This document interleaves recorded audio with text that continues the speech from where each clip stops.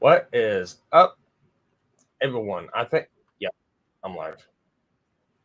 There it is. I can hear myself on the screen now. Cool. I am live.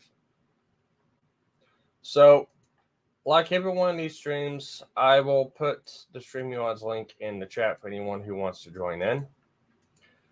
Um, this is basically gonna be a stream about talking about um AI Mr. Medical.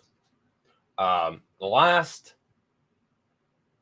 24 hours have been very interesting on my end because of really all the feedback, the responses on Twitter, all the responses on YouTube and stuff like that.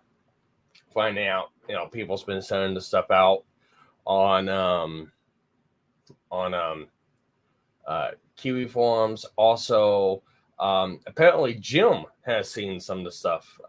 It's very interesting. Um, Jim on I believe it was on Post stated, oh, well, was the here it is. I'll just open this up. Let's see. Let's present this. Share screen.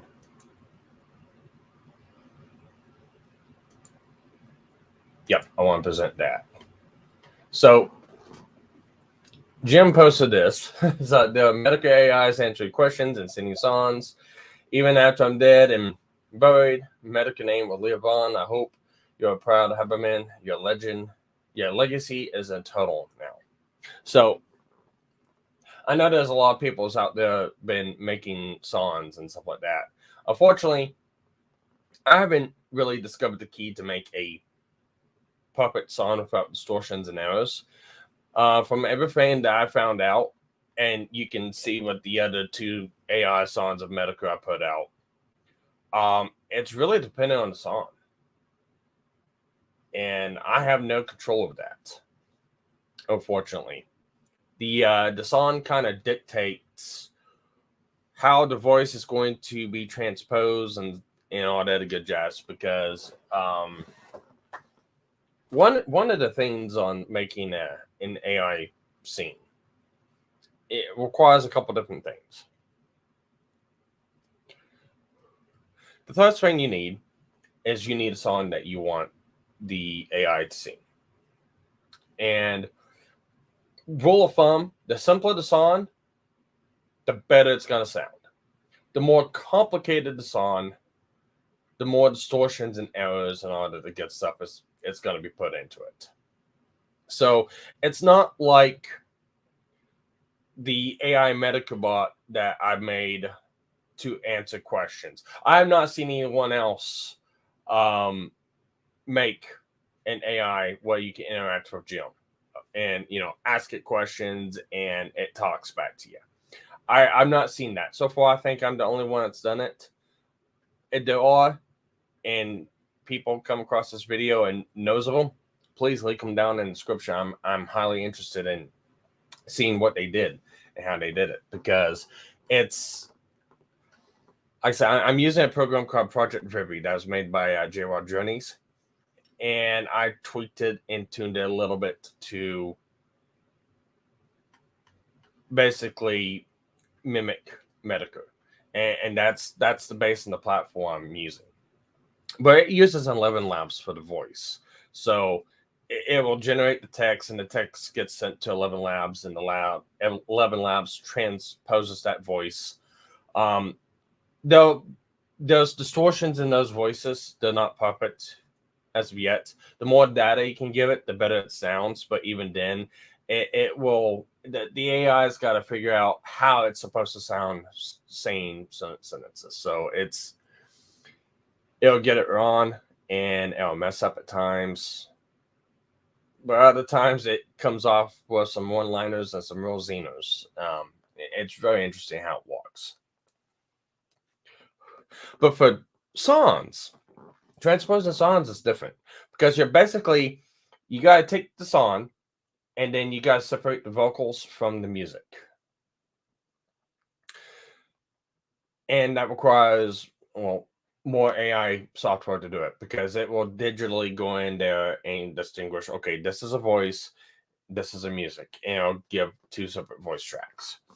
The problem is, if it's like, uh what's a basic, like an old song, or like a country song, or a slow song that doesn't have a lot of background noise or musical noise, and the voice is really crisp and clear, and it's a single scene in it, and he doesn't do any weird vocal distortions with his voice, or the song itself doesn't have any vocal distortions in it, um, it will come out pretty good, because the only thing that the AI does is it looks at the voice and it transposes the voice you give it for that one.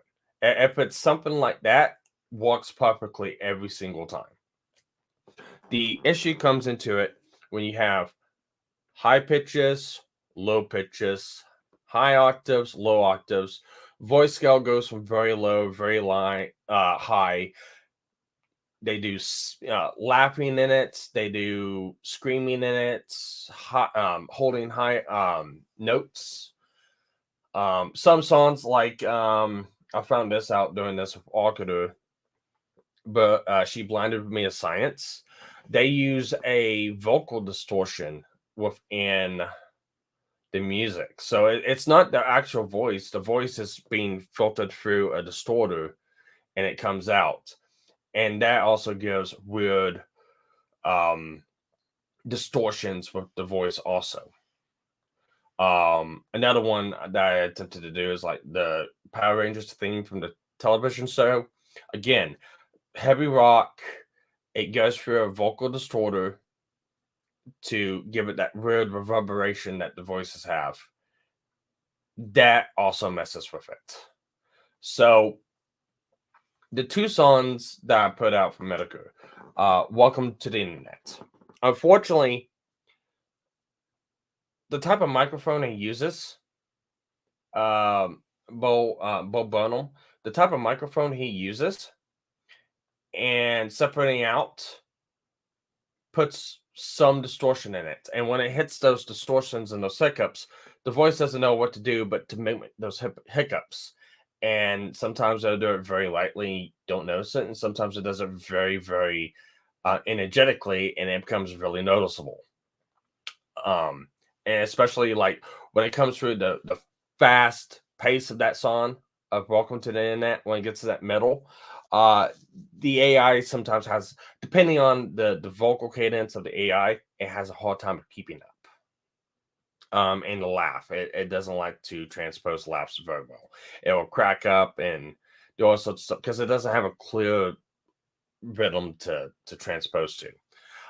Like the last song I did, which was The Weatherman, which was a request from Ricky. That song has multiple singers in it, multiple high cadences down to low cadences, and the voice does a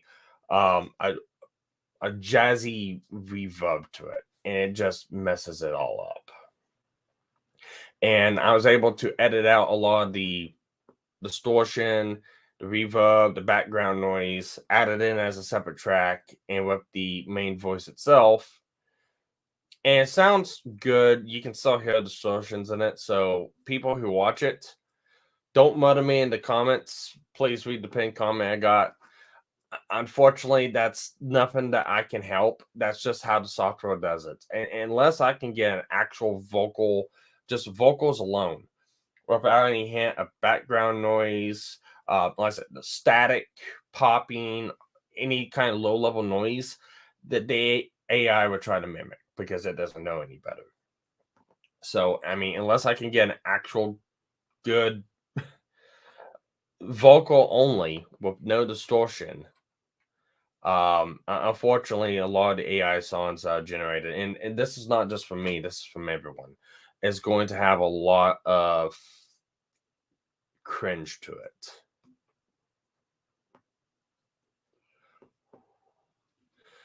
But regardless from that one, let me remove this. It has been an interesting 24 hours. Real interesting 24 hours.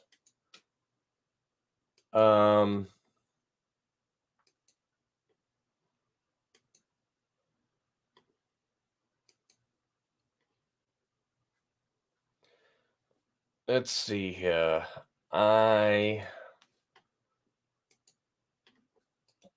going to put the stream on link in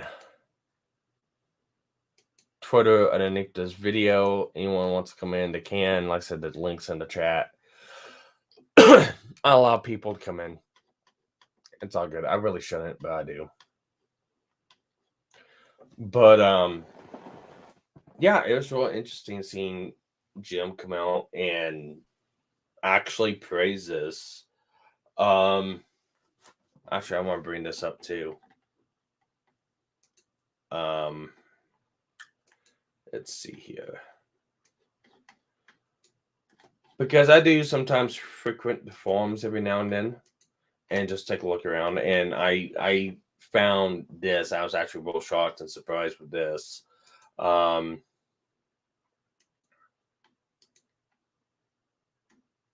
is it? Oh, yep, there it is. I said, I don't know who this user is. I think the comment's pretty good. And it has some criticisms. See, this guy's making an AI Mr. Metokur VTuber. Yeah. The plan has always been to try and make an AI Mr. Metokur. I just thought it was going to take a lot longer than what it has up to this point to do. But you always got to start out with somewhere. So the first one I started out with was making the actual VT body. Because I know you could tie vocals to it. I know you can do all sorts of stuff. So the first thing I want to do is just to make a model so I can have something to transpose. I want to make the body first because I didn't have the programming, the software, or even the horsepower on the computer to be able to. Yeah, probably. See, yeah, Master of Plagues, you probably are the only one watching this because the simple fact of, here, let me give you a wrench because the bot likes to banhammer people sometimes. But the problem is I haven't, live streams on the channel is kind of dead because I haven't done anything with this channel for so long. And it's just the reach and algorithm is working against me right now. So yeah, I've showed this out to Twitter. I put in the tags I needed, and it's like it just the joys of YouTube. That's all I gotta say. The joys of YouTube. But yeah, I feel more than glad to ask any question you want if you're interested. But anyways, coming back to this. I wanted to make the body for the VTuber first. I wanted to make the body for the AI first. And then later on, we found some software by J-Rods that we figured we could utilize, and we were able to astoundingly. And it worked pretty good. So I seen that. See, that's the deal. Jim has a way of being very low key with a lot of stuff, and he'll give credit, but not really point out to who. So it's really hard to see who he's talking about unless he like specifically names by name or shills a link out, anything like that, which I haven't seen. I'm not on post. Rogue's Retro is or TC Rogue. He's on there, and when somebody in my comments said, "Hey, Metokur called you out" or something like that, I asked Rogue, is like, "Oh yeah, here's this," and I said, I about dropped my jaw. It's like, oh my god, cool. I was not expecting that, but yeah, it's like the bot where you ask it questions and it responds back to you. I have not seen anyone else do that as of yet.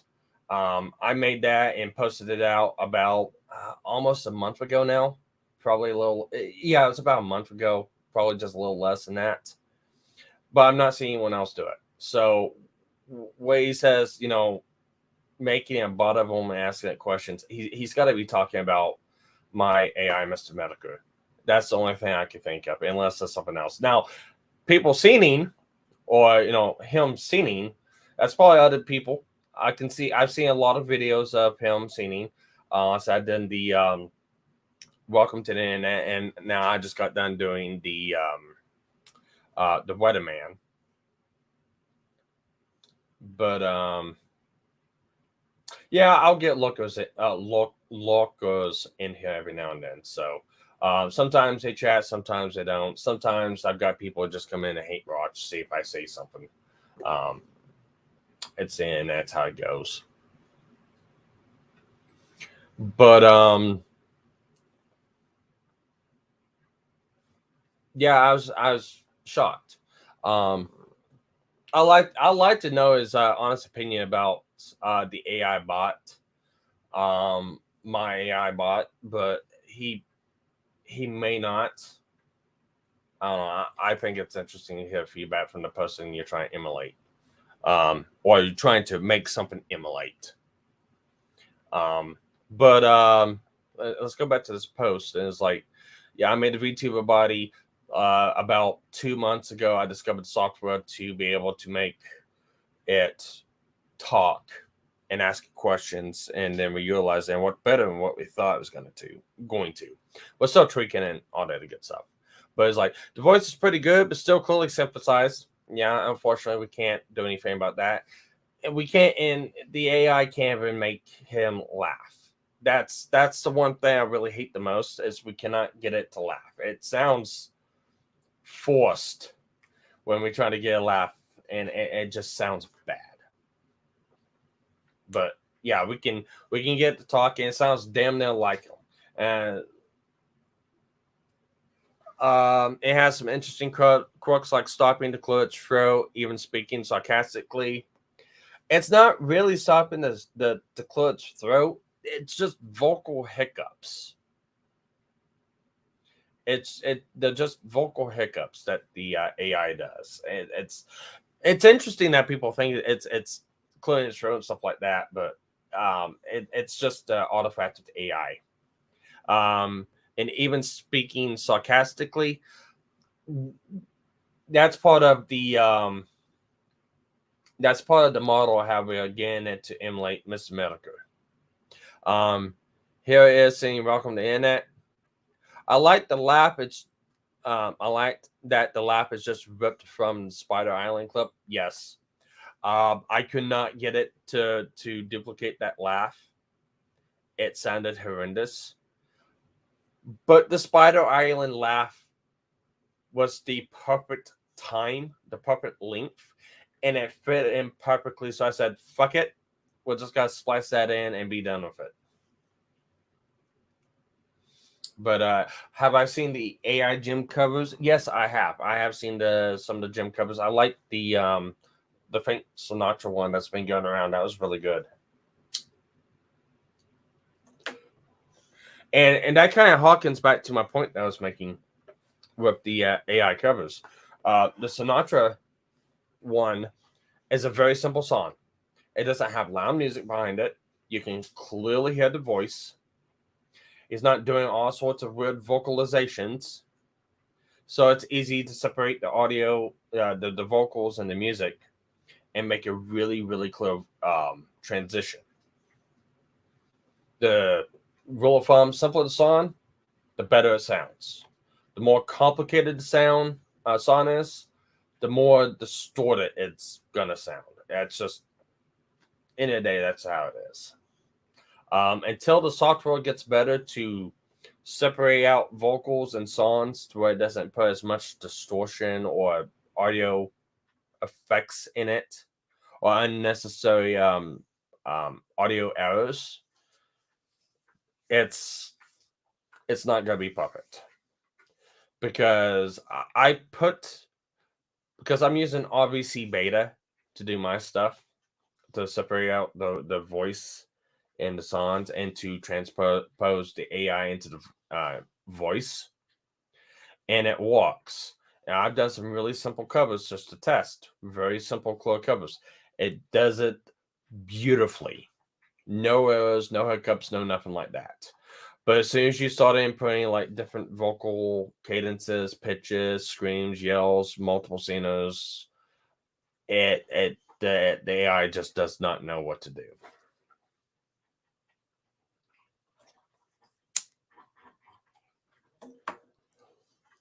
So, unfortunately, that's just how it is. Oh, here we go.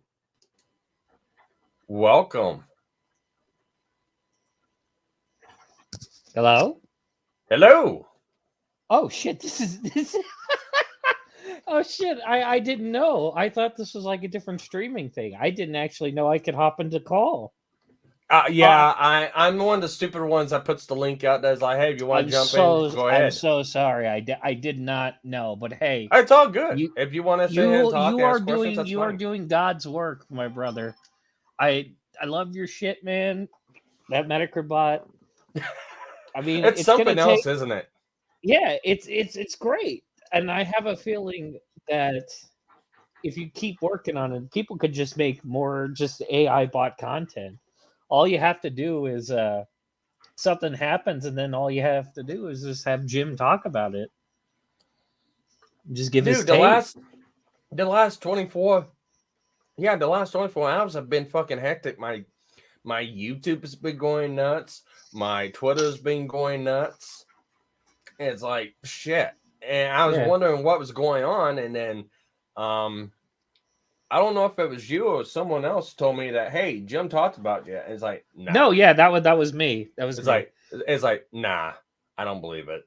No, he did. There's no way. There's no way. And then I got to look because, like I said, So here's the funny thing. I'm not really a huge Jim fan. I know of him. I like some of his stuff, but I'm not. Oh, how can you say? I'm not part of the Sweetie Squad or anything like that. I'm not a diehard Jim fanatic. You know, I have some of his merch. I like a lot of his talking points, and that's about it.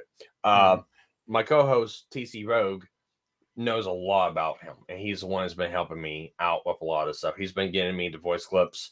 He's been giving me some of his posts and some of his sayings, and he's the one that's really been kind of developing the personality of the AI, because unfortunately it's not like you just go and stick something on his head and copy his brainwaves down and go okay. No. You can't do anything like that. You gotta be very creative with it, and I'm pretty sure he won't be pissed for me saying how it's done. I know he doesn't want me to state how we did it, or well, no, yeah. It's kind of like you're kind of it's kind of a trade secret. There was a similar guy. I don't remember who it was, but there was a guy on YouTube who did something similar where he had the Jim AI voice generator, and then he did like content like that. But it was like a highly edited video, and then and all that jazz. I've done stuff like that. I dealt with like a DMCA way back 2 or 3 years ago and wiped my channel out, and luckily I was able to get back from YouTube. But I ended up covering some stuff with someone getting DMCA struck, and one of the things I did is I went through and read my email to YouTube that got my channel back, and instead of me reading it, I had Jim read it, which it's the program I'm using is very simple. It's a program called Project Vivi, and it's basically just an AI assistant, and it utilizes 3 very basic programs for one program, tying it all together. Python ties everything together.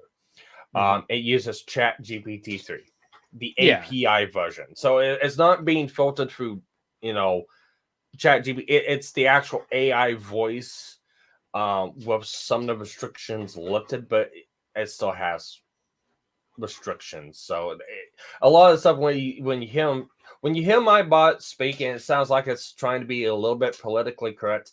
That's AI voice doing it. That's not what Yeah. we told it to do. Unfortunately, can't do anything about that unless the API gets fully released, and we're hoping here in a couple months it will be. But until then, we Well, deal with you know how slightly you know how it politically is. correct. Yeah, You know how it is nowadays. I mean, I mean, how can I say And this without getting you banned? They named that's all good. they named a certain when they asked the Chat GBT back in the day. Well, who's the major like group causing problems? They named a certain tribe, and then well, all things went downhill from there. Yeah, yeah, yeah. And it's gonna be dealing with that. I'm gonna say hi to Dragon F. What's up, Dragon? And Ivy, it's nice to see you again. I know we're not talking about Linus this time, but yeah, AI can be. AI is a little scary. There's been more than one occasion that my AI Mr. Metokur's kind of scared me. Is like, oh man, that is like so close. It's like Yeah, that is scary. this- But yeah, what I was trying to get to was it utilizes AI voice as the text generating point. It's the one generating the answers for what you ask it.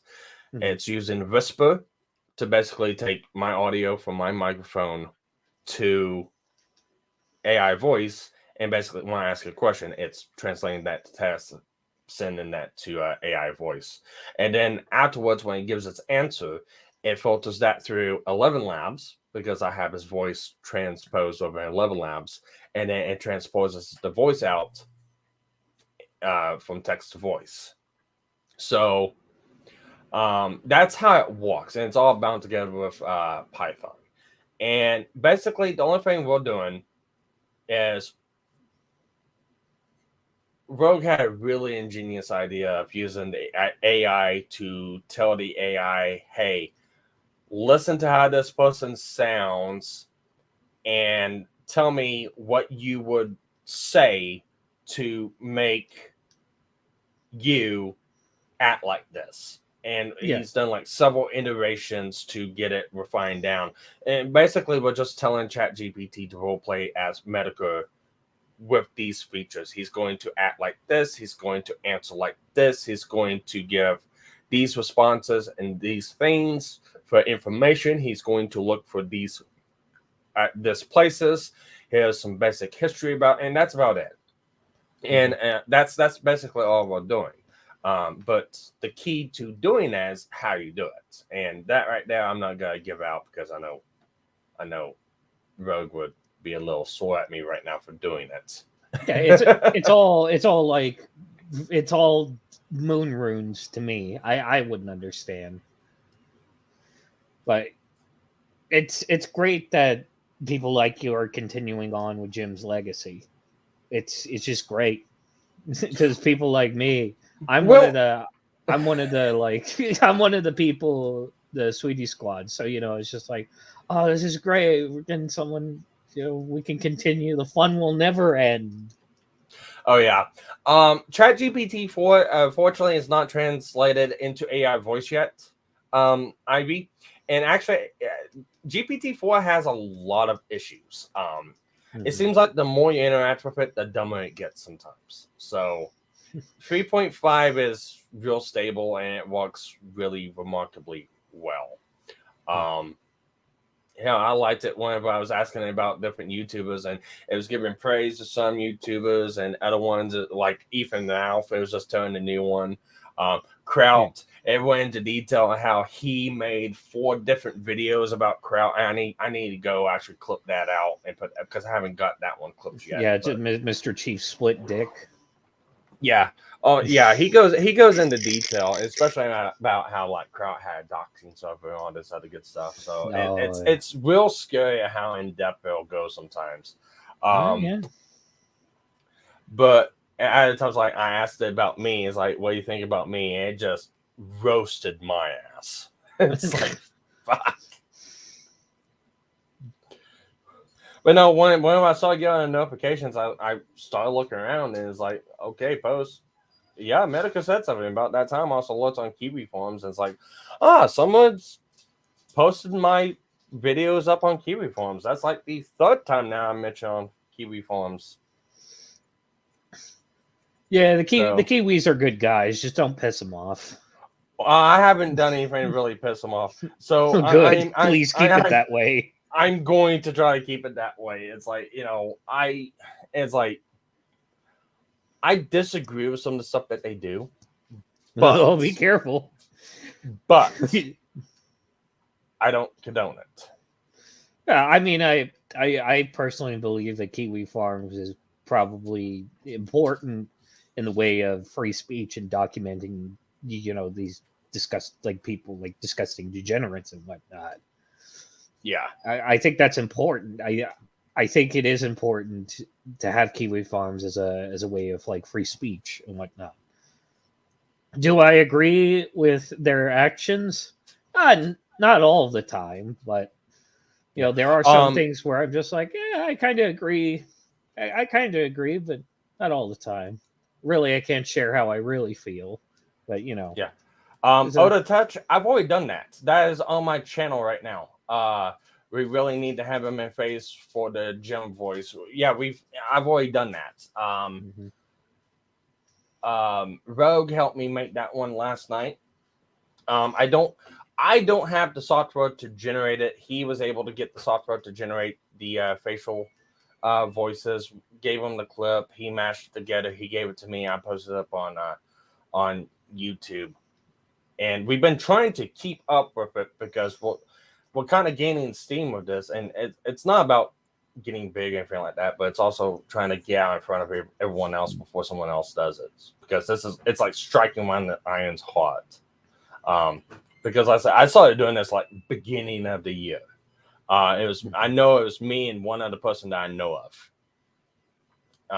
that was messing around with the vocals, but it wasn't anything what we have right now. And like, afterwards, it's like I think I want to make a V2 model for Jim to add behind that, and that's why I made the V2 model of him. I never really knew the backstory of Habermann. Rogue gave me several videos to go watch, and it's like, okay, that's a real interesting backstory.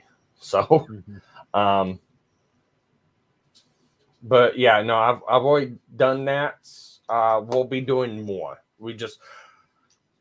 I work a full-time job, so I'm free during the nights, and I only got like 5 hours to really do stuff before because I gotta get up at like 5 a.m. So gotta continue the grind.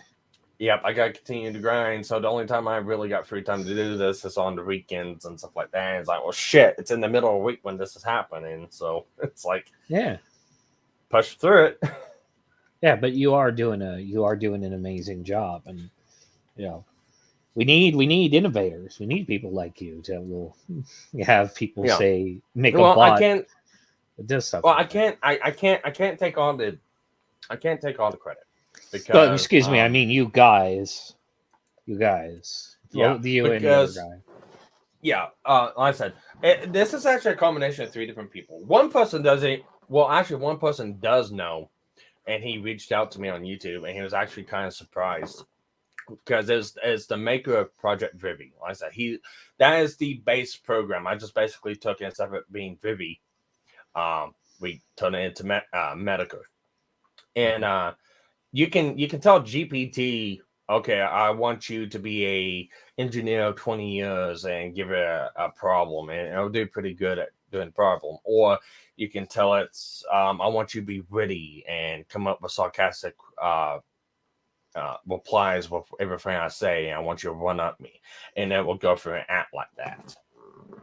And Ivy, what you're saying, does Python code to allow it to remember previous conversations. The program I'm using does utilize that. Everything that I ask it and looks up and it says, or I've talked to it about, it remembers. So every time I pull it back up, it can pull from that archive. So that's one thing I've been doing with it too. But J-Rod's, when he made this amalgamation program for Project Vivi, he didn't think you can get it to act like someone else.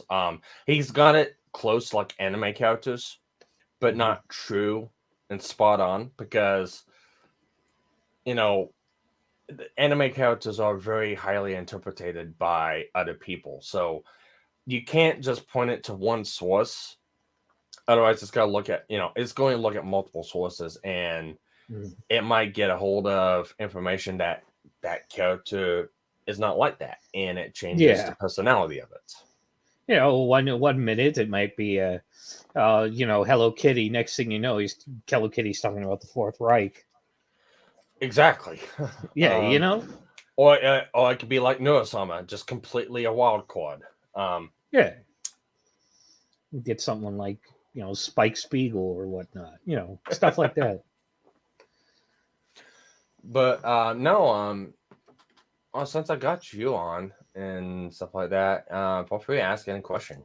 Well, I mean, this is your stream. If you I've got one person I got one person watching, and the point I put it on is how people come in. Well, on YouTube questions. You got like 4 people. Oh no, you, one now. Oh yeah, so I mean, it happens on YouTube. Yeah, I mean, I don't really have any questions. I mean, I understand how you're doing this and all that jazz. It's all weird coding gobbledygook to me. It's like it's just like I'm not a programmer. I'm an artist. I don't know anything about that. Just like I'm just do that. Yeah. Oh man, I'm going through on YouTube, and I got somebody said somebody named Uncle Adolf saying collaboration with Matt MC Jarbo 1 is Matt's got me blocked. So it's MC Jarbo. That'd be a good idea. He's someone MC. Who he MC Jarbo. Makes parody. Okay. Yeah, he makes parody songs. I got you. I didn't know that. I thought it was talking about like Matt Jarbo. It was like, oh no. I thought that was a troll there for a minute. No. No, like MC Jarbo is a good one. I don't know if he's uploaded anything recently. I think the last time I heard about Matt Jarbo was when Ralph and Metokur were in that one stream. But that was basically it. I don't know if he's still making content. He was because whenever I was clipping out my my last stream I did with AI Metokur, one of the things I asked her was about Matt Jarbo, and whenever I was clipping out, putting up, I was looking for his @ and this guy, found his channel. He was going live, and he hadn't been live in like 5 or 6 months. I'm like, oh, this is perfect. Yeah, I'll just @ him while he's live streaming. Yeah. So. Ivy says, it's my birthday, so I'm off to drink more. Talk to you later. Well, it was nice of you to stop on by. Don't get too crazy. No, don't be like me. I get stupid when I get drunk. But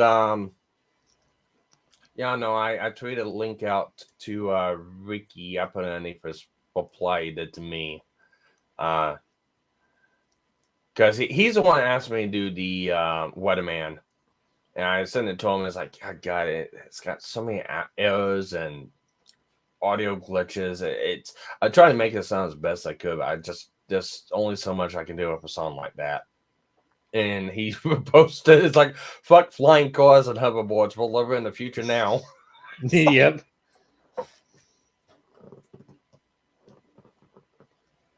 But I'm gonna try to get it refined down a little bit more. That's 2 songs now. I gotta go through and re-edit. Welcome to the Internet and the Weatherman. Oh yeah, I did see that video. Yeah, I had some people. Well, I had some people ask me too. It's like the AI screwed up the audio and mischaracterized some stuff, and the pitch is off. And it's like, well, it's because of the song I'm using. That song, I could not use the original song because it put too many audio errors into it. Little hiccups or stutters, anything like that. So I ended up Yeah. finding an AI cover that was clear enough. Yeah. I've And seen AI covers of Welcome to the Internet done with. it was the I can't remember what the one I used was. I can go find it real quick, but it was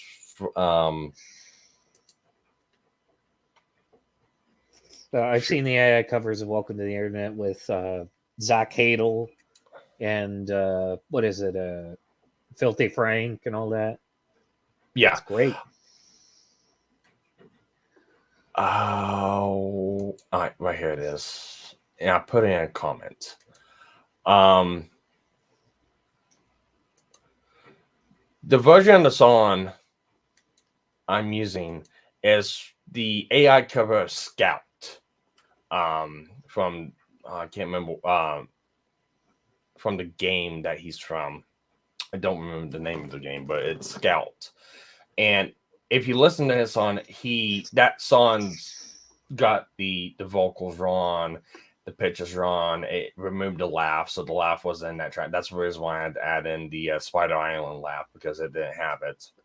Mm-hmm. And the only reason why I use it is because it was the only one I could grab that didn't put in so many glitches that makes it sound awful. And hey, we got the co-creator in too. What's up, Rogue? I was gonna say, give me a couple of hours since I finished my gaming stream to actually plug at this, but apparently you've already done this. So, thank you, Sparky. Thank you. Hello, sir. I am the Canadian Rogue, better known as Robert Kumitz. Hello, Plague. How you doing? I am doing great. Just singing your guys' praise. You've done a great job. Well, I mean, personality for one thing. I do like more of my Mr. Metokur rants that I get from good old Jim himself, and then plug it into the AI and let it speak. Sparky, have you showcased those ones? Not yet. You should be showcasing those ones. Those sound more like him than do you have AI Jim 1? I bet you AI. Let me put it into the little back behind. Actually, I'll probably give you. Is one better than 2? We'll give you 2. We'll give you 2. It's just a basic sound clip. Okay, so when I gotta do this, I gotta open it up. Yeah, I know. I mean, I'm giving you a lot more work. I have plans in trying to get him to dance. Which one? The Habermann one?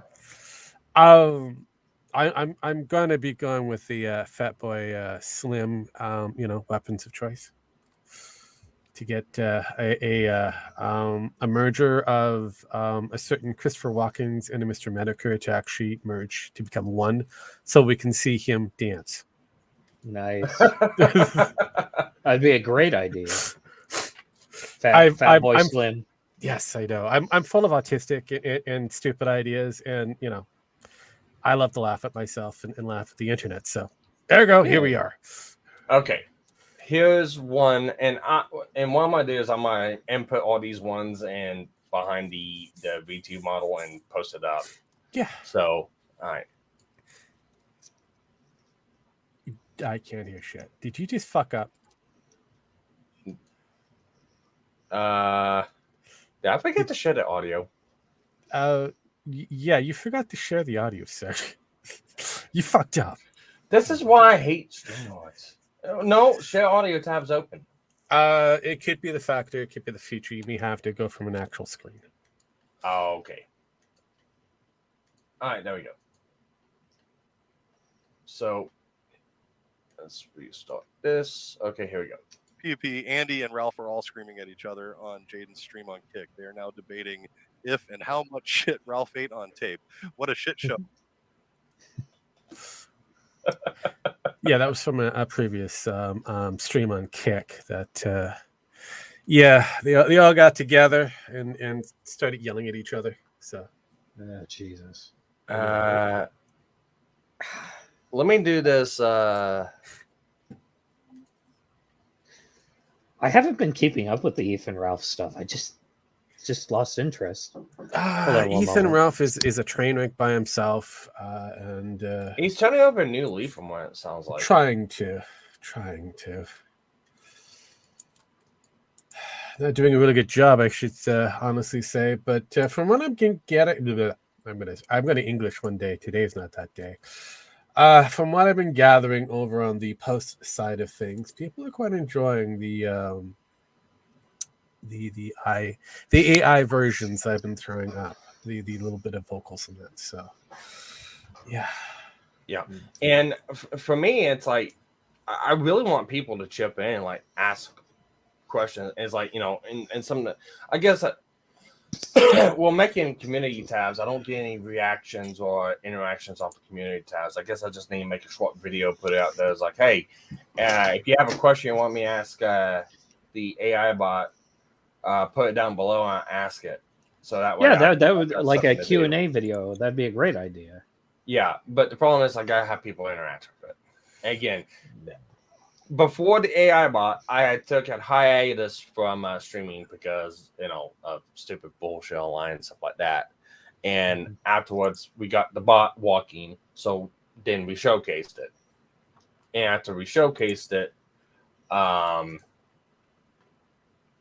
it started getting traction, so I clipped it down. And then afterwards, Linus did his stupid thing, and I covered that. Linus, as in Linus Tech. Yeah. His, you had Linus Tech Tips talk about your Metokur bot? No. What happened was Linus did something stupid and kind of. Linus is getting canceled right now. I heard about that. Yeah. So. Am I surprised by this? Not really. No, neither am I. But our little tech guru over there decided to chip in, and he's been gathering some, clout for that one. So, as I just kind of go behind the scenes and play with the Metokur bot, make it do things that Yeah, and I've been trying to do stuff.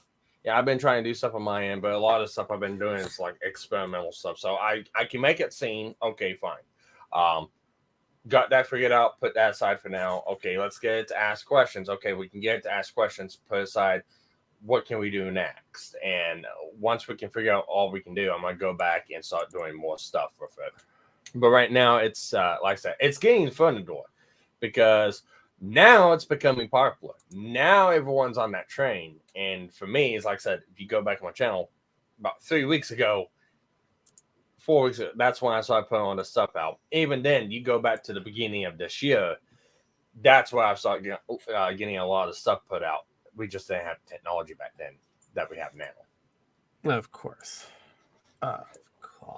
Hell, what were you thinking? We were thinking it's got to be like 2 or 3 years before we got to this point. I was hoping about a year and a half, but the way how technology is, it just kind of goes all over the place. Yeah, well, I mean, nowadays technology is rapidly evolving. It's getting scary. I know, it's fun and exciting. Pretty soon we'll be seeing, deep fakes of certain presidents and all that kind of stuff, saying things that they shouldn't be saying. It's gonna be glorious. I can't wait. I can't wait for the Hitler deep fake. That's gonna be funny. Oh, God. Out there. I've already heard the Adolf Hitler AI covers.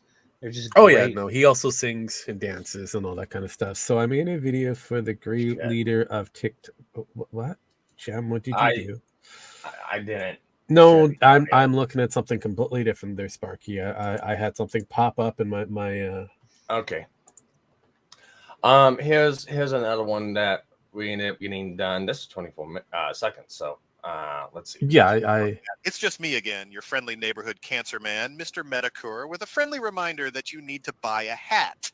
Buy several hats as I need to plan a funeral. Hell, buy multiple hats for everyone that you think will or will not attend the funeral just to be safe. Also, remember to plan ahead accordingly to ensure that they arrive on time, because that's how we do it here, chat. Buy my hats.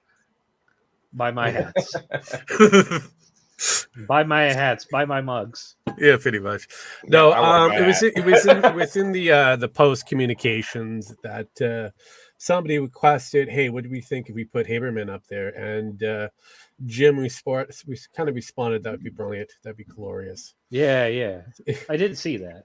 Yes. So I'm like, give me a couple of minutes. Give me like 5 minutes and some coffee, and I'll get it done. Yeah, I'll figure it out. I've got to get my drinks on and figure this shit out. What's the fastest way I can do this? Yeah, a lot of this stuff has been like offbeat. So it's like, okay, once we got the AI chatbot working, okay, all we had the V2 model, so it's like I can have it move its mouth whenever it talks. That's Puppet. Pull it up. It was an easy conversion. There we go. The Habermann stuff involves software I have not used before.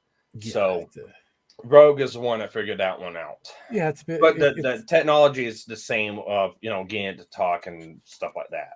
Pretty much. So what they do is they have the rigging behind the scenes. So the AI puts in all the actual basic rigging in that. So something called, I think it's called Soapbox AI or something like that. And it does most of the heavy lifting. You just put in the audio, the picture, and it just assembles everything. So yay. Yeah, I don't have Soapbox yet on a computer. I'm gonna be working on that this weekend, though. I have other things I gotta put back in. So I mean, outside of the gaming world that I have to pretend that I'm good at, and then work that's RL stuff, and then keeping up with the internet drama at large, and then all this shit behind the scenes, which is messing with the Metokur bots. So you have a channel, Rogue? I have multiple different channels. I am mostly over on Twitch for the GN Fuse. It was the main channel for the GNF TV and a few other different things. I was one of four. So yes, I will kind of have Sparky plug away if he wants to. I'm also at Flickerbox TV at the YouTube side. And that pretty much covers a lot of what we do, plus the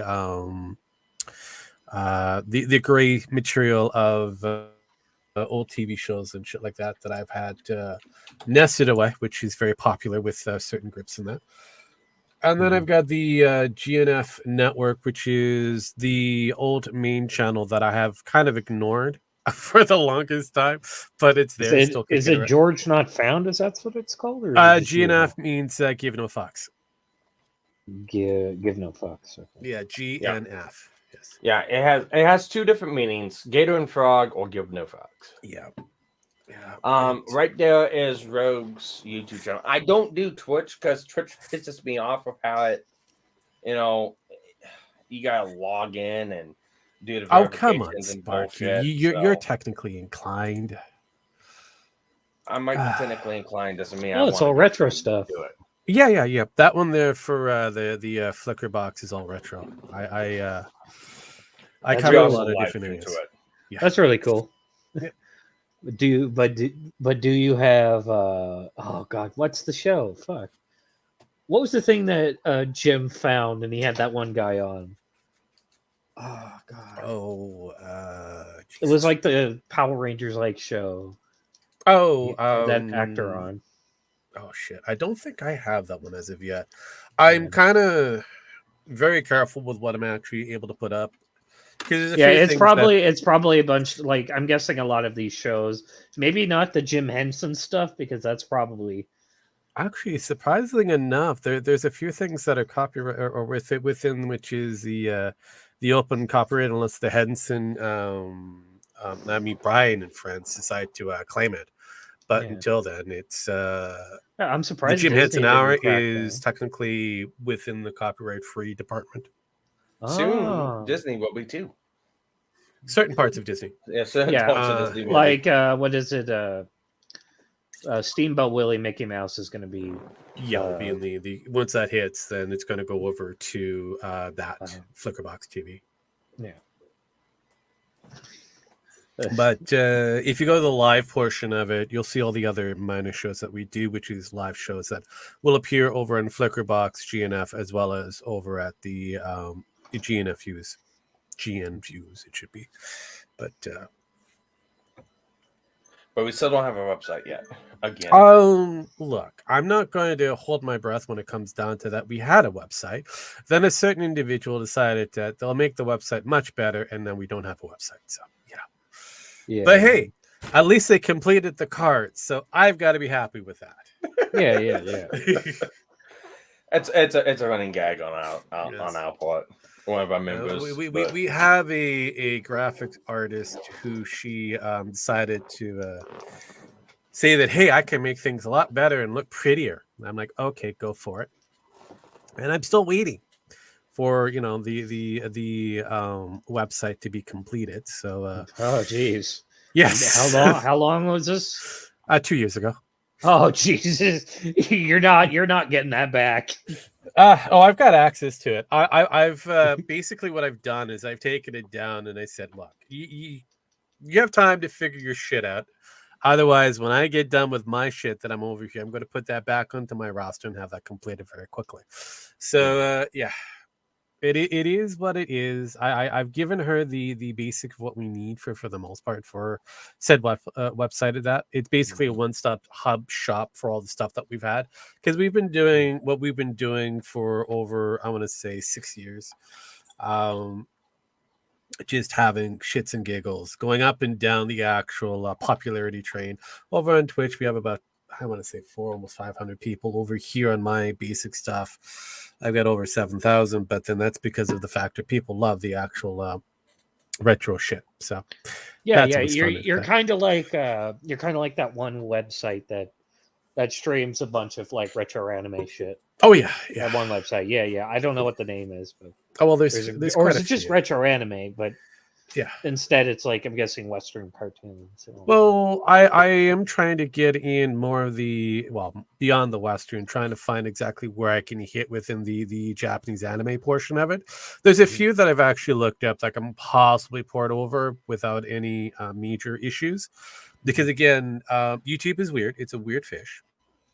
And the copyright is also kind of different for the global areas. So Japan has a different ruling. United States has theirs. Canada has theirs. So I'm trying to hit all the basics as best I can. And some areas are great. If it's great, I love it, because then I can get away with it to a degree until somebody decides to claim it. The only areas that I know for sure that I'm pretty much screwed is anything from Hanna-Barbera. Yeah, well, you do have some Hanna-Barbera stuff. I recognize that. Yeah, but it's you have to go very like super dark areas for that because you got to go like you got to go like to the 60s or 70s. Yeah, way back. If I'm able to get Wally Gator, then I know they really hate that character. So I was like, I'm in, but no, slow. It's a slow and steady process. Over on the Twitch side of things, I do every Saturday a 12-hour to 16-hour stream of classic of cartoons that have all gathered together, plus commercials. So it's great. It's slightly popular. You probably get commercials like the Mr. T cereal and all that shit. Old action figures. You could be surprised. Yeah, you can be surprised what's up there. G.I. Joe, and some of the times I don't get how you can do that, because I'm sitting there going, it's like, I have my channel removed by a fucking copyright company, and yes, they have doing this shit. Yeah, well, I mean, again, you have to be animation. I pissed off the Germans. I know, but anime is weird because it has a different copyright altogether. The Japanese are very stringent on certain animations. Well, it wasn't Japanese. That's the weird thing. It's like, okay, so I have a channel. I haven't uploaded to it in like over 8 months. Mm-hmm. But it's a reactionary channel for anime. As soon as Walk lets up, I'm probably gonna put some more content up on that one. But beforehand, it was over on this channel, and before that, I was just doing anime shows. And then one day I got copyright struck by a German company claiming that they spoke for the copyright holders of a Japanese show that was dubbed and licensed in the U.S. Explain that one to me. Well, it's Japanese for one. They're kind of weird. Oh, I can possibly get. I think it's under the proper copyright for that one, or at least considered copyright for. So as long as it's within the 1960s area, Astro Boy, the original black and white. Oh shit! Oh, cool. Yes. Probably get away with that. Put that up there. I've got a few different. I know you did. versions I know you done the Ruby Spears Mega Man. Yes, I have. But Mega Man. But that was over on the Twitch site where I can get away with that kind of shit. And I did a complete. I did all of the episodes. So on Twitch, I ended up getting hit for what was it, the Justice League, Which would be like the original DC's version. They're updated. The one on Cartoon Network. Yeah. I had one episode. I had one episode in the trilogy for everything, and it hit me. I'm like, what got me? I found out through their little write-up that they have. Yeah, it was that one Justice League episode that they had. I'm like, fuck me. Yeah, they're DC's they're really evil. stingy. Yeah, I know. But these are the learning curves I like about messing around with the World Wide Web. Finding exactly how far the copyright can be pushed. It doesn't help that if you get copyright by someone, you have to send your personal information. It's all it's YouTube. Yeah, I know. That's only if I wish to fight it. Otherwise, I just kind of let it. We have a request on Twitter, and that's cool because I love all the requests. Because okay, what's the request? We can do something, but it's like it's a deep cut, but using Metokur's voice to recreate the rap that Habermann did in his Juggalo days would be amazing. Which one? I know which one he's talking about. Yeah, it's a deep cut, but using Metokur's voice to recreate that rap that Habermann made in his Juggalo days would be amazing. I can't recall which stream video Jim showed it in. It was, I believe it was the Sargon one. Okay, I'll have to go through the Metokur archives to find out exactly which one it was. If he's actually spotlighted it, actually the Jim archives are what I should be calling it because it's everything. I can. There's that. I can find the video. Oh, that'd be even better. Help me out. Okay. That would make my life a lot more easier. I would love people in the future, if they're going to do something like that, to at least give us a bit more information or a link that we can kind of follow from. Because somebody wants us to do the Cyberpunk 2077 wake the fuck up summary. We have a city to burn. No, we can do that. That's easy. Yeah, that one should be easy. Where is it? Where's that video? I know it's somewhere. Do they want it as a direct deep cut, or do they want it from the actual? I can probably. What? I'm simply just proposing back. It's like, yes, how do you want it? It's like, yeah, pretty much. Serve it up. If you perchance find it or have any other request, either talk to Sparky over there, or you can hit me up at the what's my postie again. It's Roguestar 13, which is the same thing that you can find me over at the X or Twitter or whatever. Roguestar 13. That's the call it now. I mean, that's the troll account. I mean, really, call it. Just throw it over there. I'll find it. Where is it? Habermann. I mean, I've got his picture. I've got to find more pictures of him. Maybe I could just find the Habermann rap. Yeah, probably a lot easier. And then I will plug away. Plug away. Wow. These are lovely individuals. I really do love them.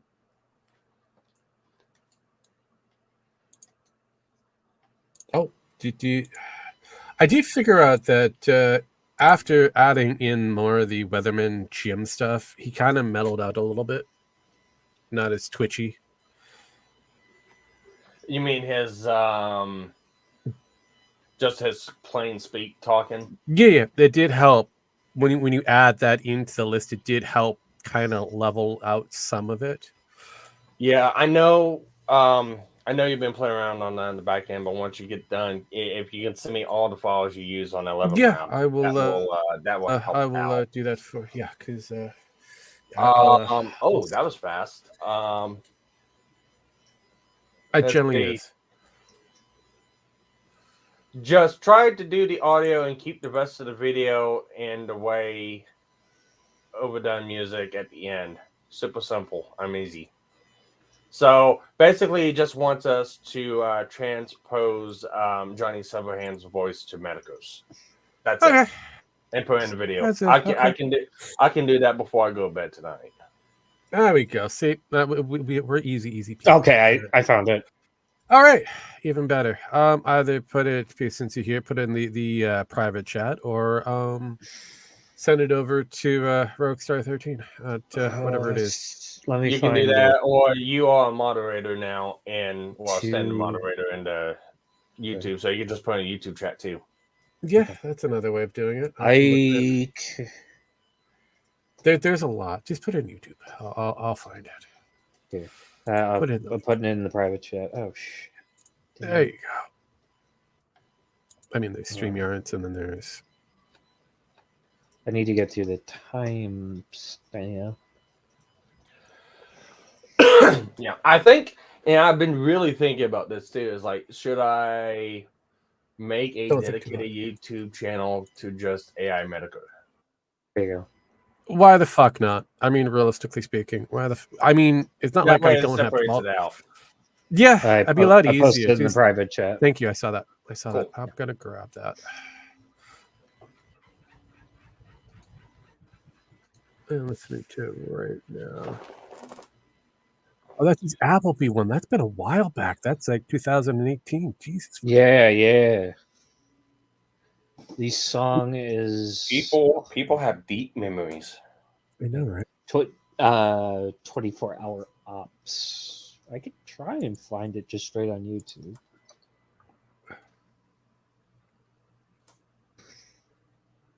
Okay, I actually have the song. It's there. Cool, There's the song just itself. Cool. Oh, Jesus fucking Christ. Is it gotta be possible? Should be able to. I don't even know what we're talking about here. Let me is it? Yeah, it will be very possible to do. It will be very fucking possible to do. I'll send it to you. I got it. Just I'm gonna listen to it. The first 16 seconds. Just listen to it. It is. I'm gonna go ahead and just share it. So it is terribly wrapped. It could be done. It can be done. The doo-doo. Oh god, okay. It is terribly wrapped. My fucking god, it can be done. It will not. It will not affect. We can rebuild him. Yeah, pretty much. Technology. Yeah. All right, we can make it better. Let's listen to this. Whatever happened to Habermann? This is the life again, okay? He's probably just shut off the internet. Yo, this is your boy, Scooby-Doo Joint. All the motherfuckers, best to point your ears to this message. It's a message of respect. God blesses. Yo, much motherfucking wicked clown love. Speak up. I can't.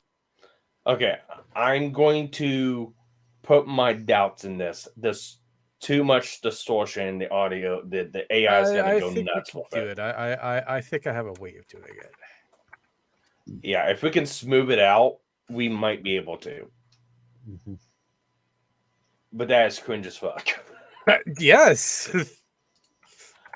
It may be cringe, but the people want it. Yeah, that's the beautiful thing about it. You just have to, unfortunately, give what the chat demands. We got to do a little dance. That's right. We got to do the dance. Yeah, Do the dance. This is Do the actually the dance for the first time shekels. I need I've the super gotten. berries. Yeah, this is like the first The time super I've had like berries. in interactions on like Twitter and YouTube and multiple different platforms. I can just respond to people while doing this. It's like, okay, cool. Too bad I'm not watching, but I really think that I think we should have a completely devoted channel just for the Metokur bot, as well as the any weird requests that they want Metokur to actually say. I think I mean I know what some of the easiest things to do can't be done. It's to go through and just filter out posts from Jim. That's what I've been doing, and just recycle through them. And that will train the bot up a little bit too. Doing that. That's basically what I've been doing. That'd be a good idea. Yeah. That's what do you think I was able to get that other one that I gave? It was actually pretty good. Yeah, his first one is going to be the AI one, and then we'll go down from that. So I think this is the new one. It's I think that's the right one. Is that the right one? I gotta listen to it. Yeah, that's it. That's the breaking news one I got from his post not that long ago. I think he's been talking about the debate. He's been going. Yeah. That he's also been talking about the Kremlin released a statement today, which is what I've just said. Sparkles about the great fucking ghost of Kiev. Yeah.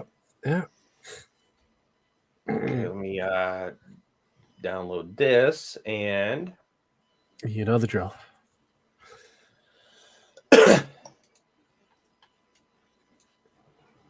I think he sounds way too somber in this one, but look, that's because of the weatherman. It's if I regenerate it, it'd be a little bit different, but just take okay. That. All right, let's see what this says. I can't hear shit. You done it again. God damn, I hate StreamYard so fucking much. You did it again, Sparky. Congratulations. Fuck you. It's all right. Everybody makes mistakes. Yeah, I make them all the time. But he does it more than once. Yeah, I every time I try to get out of one of these previews, I end up leaving the fucking call. Mm-hmm. I haven't done it yet, so all right. Congratulations on that one. Breaking news. The Kremlin released a statement today addressing the Wagner Group. Tragedy struck today as the flight carrying Prigozhin was shot down by the ace pilot, the Ghost of Kiev. She truly is a terror of the skies. Yeah. I was gonna say it sounds a little too somber. It's a weatherman version of it. I mean, he is the weatherman. I would think it'd be just a little bit more sarcastic about it. Yeah, well, you got it from the other one, but again, it's the weatherman reporting the news. I mean, seriously. As well, it's supposed to be tragedy. It's supposed to be a tragic moment. It's a tragic my aching. Tragedy struck today. I mean, come on, you gotta have it. Yeah, you gotta have that little kind of feel. But yeah, it's like, you want to know what a real tragedy is? Hawaii. I know, right? Oh, that's it's happened before. They've had the weird kind of fires that have happened out that way. It's usually what it's designed is to free up a lot of land so that the Howies can take over. I'll be right back. Hold on. Well, I'll be right around here somewhere. So it's fair to say that even Power Chat for a certain duration of time went to help fund a time-traveling pedophile, simply epic.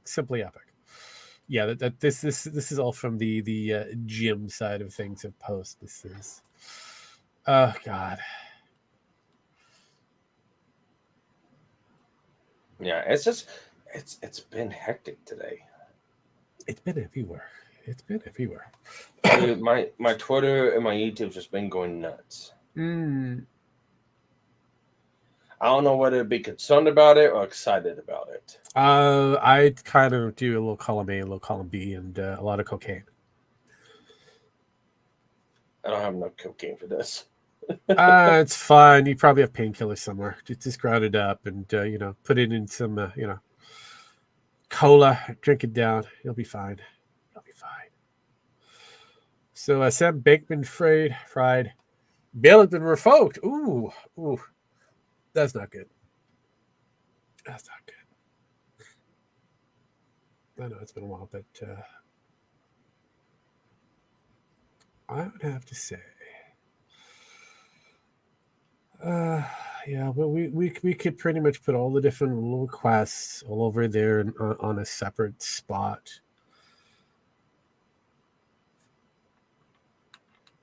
And then we can the main thing is just trying to get interactions with this. And it's like, I mean, because that's what I want, because I can only do so much and you can only do so much without any kind of like input. It's like, okay, what does people want? Yeah, no, that's basically what would be best, as well as to separate everything just so you can see what the actual drive is without affecting your channel too much. Well, so far the only drive is just these things. I haven't done anything else, so I know. So you could probably just rebrand. I could just rebrand this into just wipe out the rest AI of Metokur. yeah. Just call it AI Metokur and call it a day. There you go. I mean, seriously, that'd be the easiest. Yeah, but then I'll get people saying it's like, "Oh, I'm trying to use Jim for my own gains," and I don't want to do that. Oh, come on! I don't want. It's not like we're trying to be like Ethan and Ralph. I don't want to be like a son of fucking catfish. I mean, seriously, we're not Ethan and Ralph. We're not trying to replace the guy. We're just having fun. Laugh at the fucking internet. I mean, it's almost like looking at Vincent and Kenny McMahon and his pimp mustache and not break into a giggle. Yeah. So it's fun to ask the bot, about different YouTube channels, because it'll just scour the internet what it thinks. We know what it thinks about me. So that stuff's funny. Yes. I want to relegate it just to like past stuff. It's like anything new, unless Jim himself said anything about it. I don't feel right of like trying to tell it. It's like, okay, what is your that and that's the real thing too. It's like, okay, you can give it its mannerisms, you can give it its kind of personality in written form. You can tell it how it has done stuff with different characters. But just because you got two people that might have done two of the same certain things, wouldn't be the same opinion about both of them. The simplest answer would be, oh yes, it's the same, but the most realistic answer is there's more nuance behind it. So yes, there's always nuance. So it kind of goes in that weird spree of, okay, what do you do with it?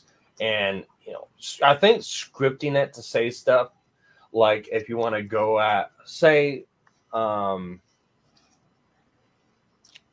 just use just because I'm on living dangerously right now, let's use Kiwi Farms. Let's use Josh. Okay. We know for a fact that Metokur and Josh have had conversations before, and they've been on applicable terms. They Jim understands what the forms are.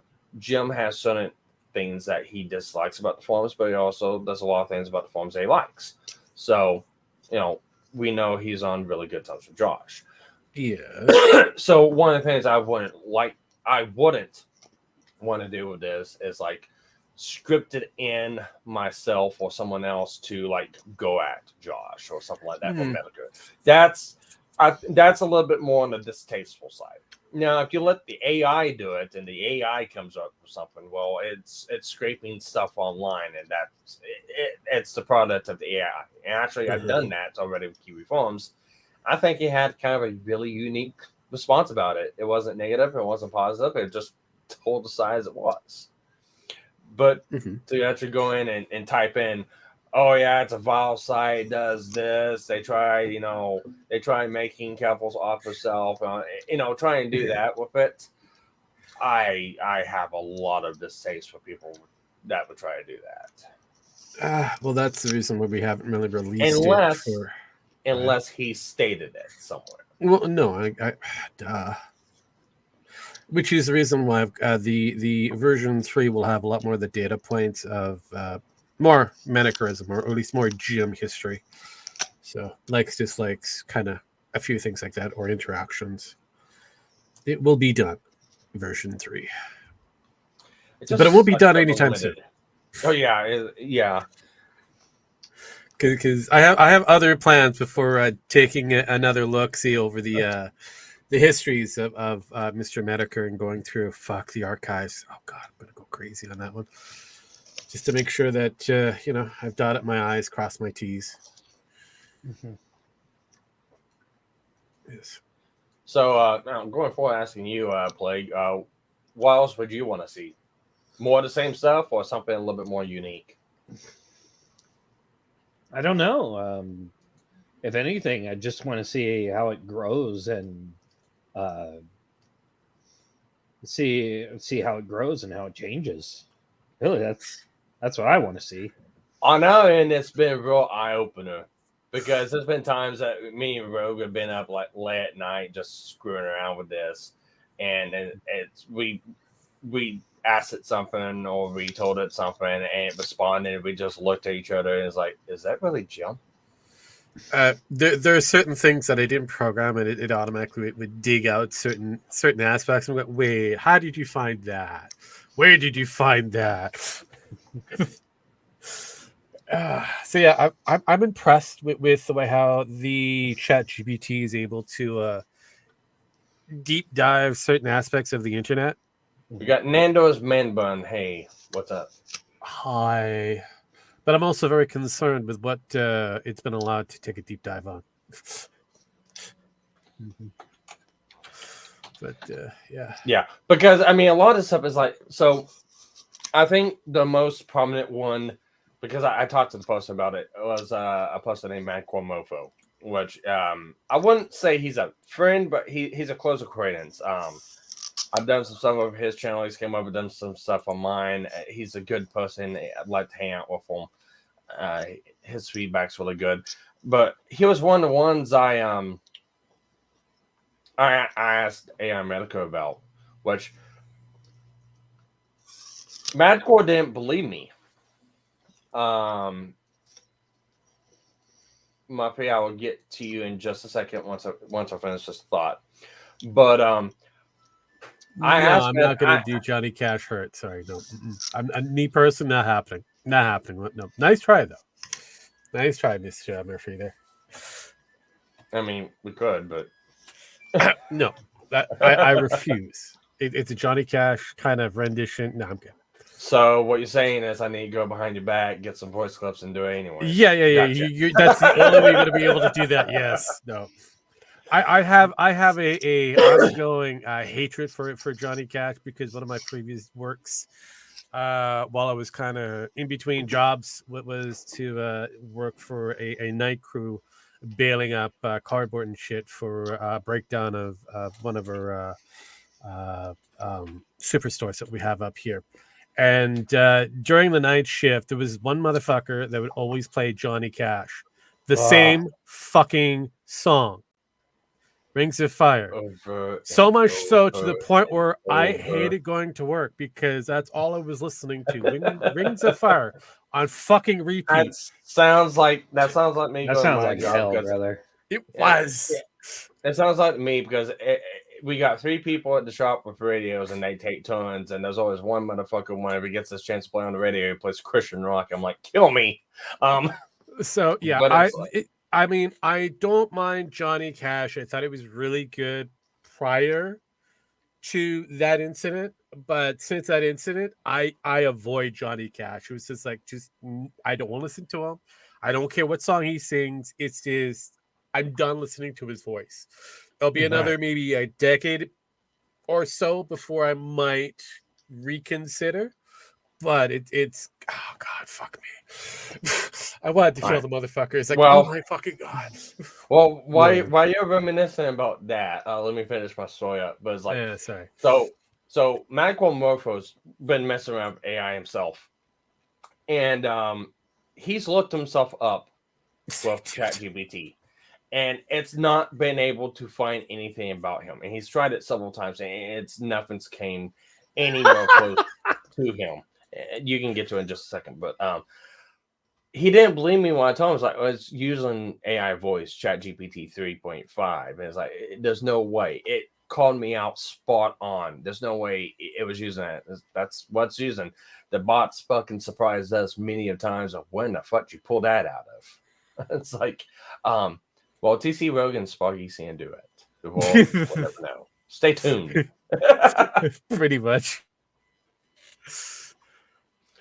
I might just rip your voice and make you sing "Don't Want to Set the World on Fire." You know the old Gamma rules. Yeah, I know. But know when to fold them.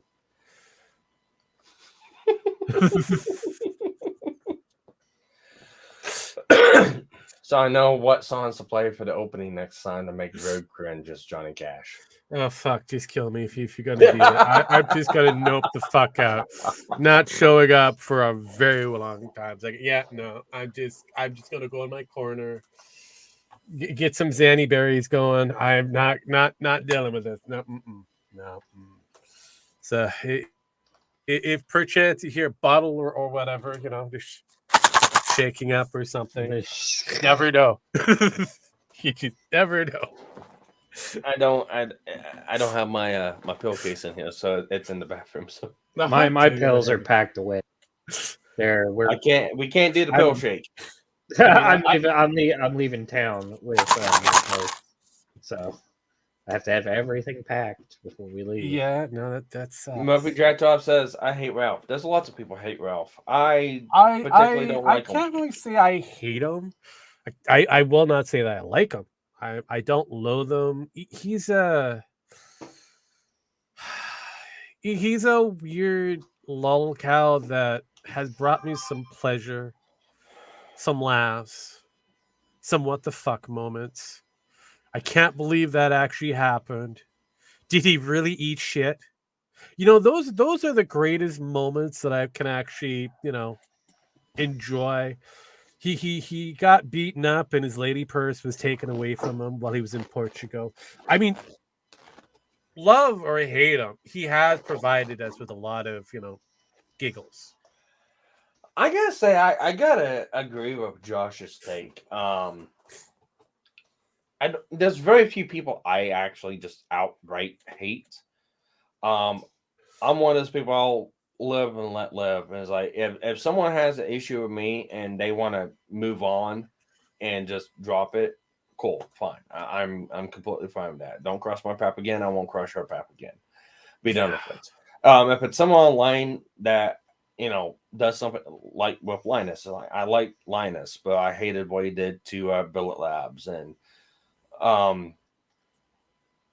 so I called him out for it, and that just posted out a taste in my mouth. I was like, yeah, I'm not going to subscribe to him no more. And, I said my piece. And I had a bunch of people come in here. Oh, you need to look at this about this Madison girl and the allegations. And you really go into them. It's like, I don't care about Madison. I don't care what she said. To me, it sounds like she is a Zoe Quinn wannabe looking for a Me Too. Looking for a hashtag Me Too payday, because when this information came out, it was too fucking coincidental. It's like, you're just adding on top shitstorm. I don't care. And unless you got some substantive proof to go behind it, I really don't care. And at this point, even if you do, you should have led with that and just said, this is what happened to me, and try to gain clout off of it. So it's like, no. Do you guys remember the Fight Night situation? This guy does. Like I said, I'm not. If you're into a like I said, a medical fan, yeah, I'm not a hardcore medical fan. I know a little bit of the lore, but that's about it. He knows. I'll explain. Basically, the main dev who worked on Fight Night girlfriend accused him of sexually assaulting her, and then it turned out he basically did what any sane person did and posted the voicemail messages of her basically being a psychotic bitch, and then everybody was like, oh, this developer is horrible. Posted the phone messages, and everybody just shut up. I remember that. That was hilarious. That was great. Christ, that was one of the greater moments. No, I mean, honestly, there has been some questionable moments, like I said before, for Murphy over there, who's kind of still on the whole Alice possibility of graped in the games. We won't know for sure because it's Ralph, and it is quite possible that he did it. But then again, it was also she was also kind of being passed around with everybody else within their little circle. Let's be real about that. Let's just be fucking real. To the point where they all could have AIDS. I think it comes down to saying is like, well, for me, a rogue both. When it comes down to allegations, unless there's actual substantive proof, and not hearsay, not okay, we think, or everything kind of looks towards this. I mean, actual, factual, legitimate. Okay, these things happen, and it's like we don't take it at face value, and we don't try to go around and say, okay, this is what happened to this person. So, but Alice fans, like, okay, it's questionable, but it's like that's all. Yeah, it should be innocent until proven guilty. But nowadays, it's everything. It's always been you're guilty until proven innocent, and even after you've been proven innocent, you're still guilty. It's like, what the fuck? Yeah, I know, it's horrible. Yeah, it really kind of depends the clique and the group you kind of come in contact with online of what side of the pendulum they're gonna be standing on. I try to stand down the middle of facts. It's like I can name one. Actually, I'm not gonna name anything, but it can come down to like this. It could be somebody who's went against me, and there's been a couple people who's went against me, hardcore. At the end of the day, it'd be like, unless there's actual proof of anything that they would have done or anything like that, I don't care. I'm not gonna use it against them. I'm not gonna hold it against the head. If it's questionable at best, I'm not gonna say anything. If it's something personal that they didn't put online, I'm not gonna use it against them. That goes against my fucking moral compass, and it's bullshit when people do that shit. No, I mean, even though those same people want to give me the same leniency. Yeah, I know, right?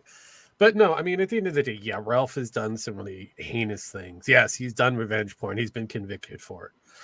So beyond that, and maybe some, questionable murdering somebody behind a dumpster that we're not too sure about,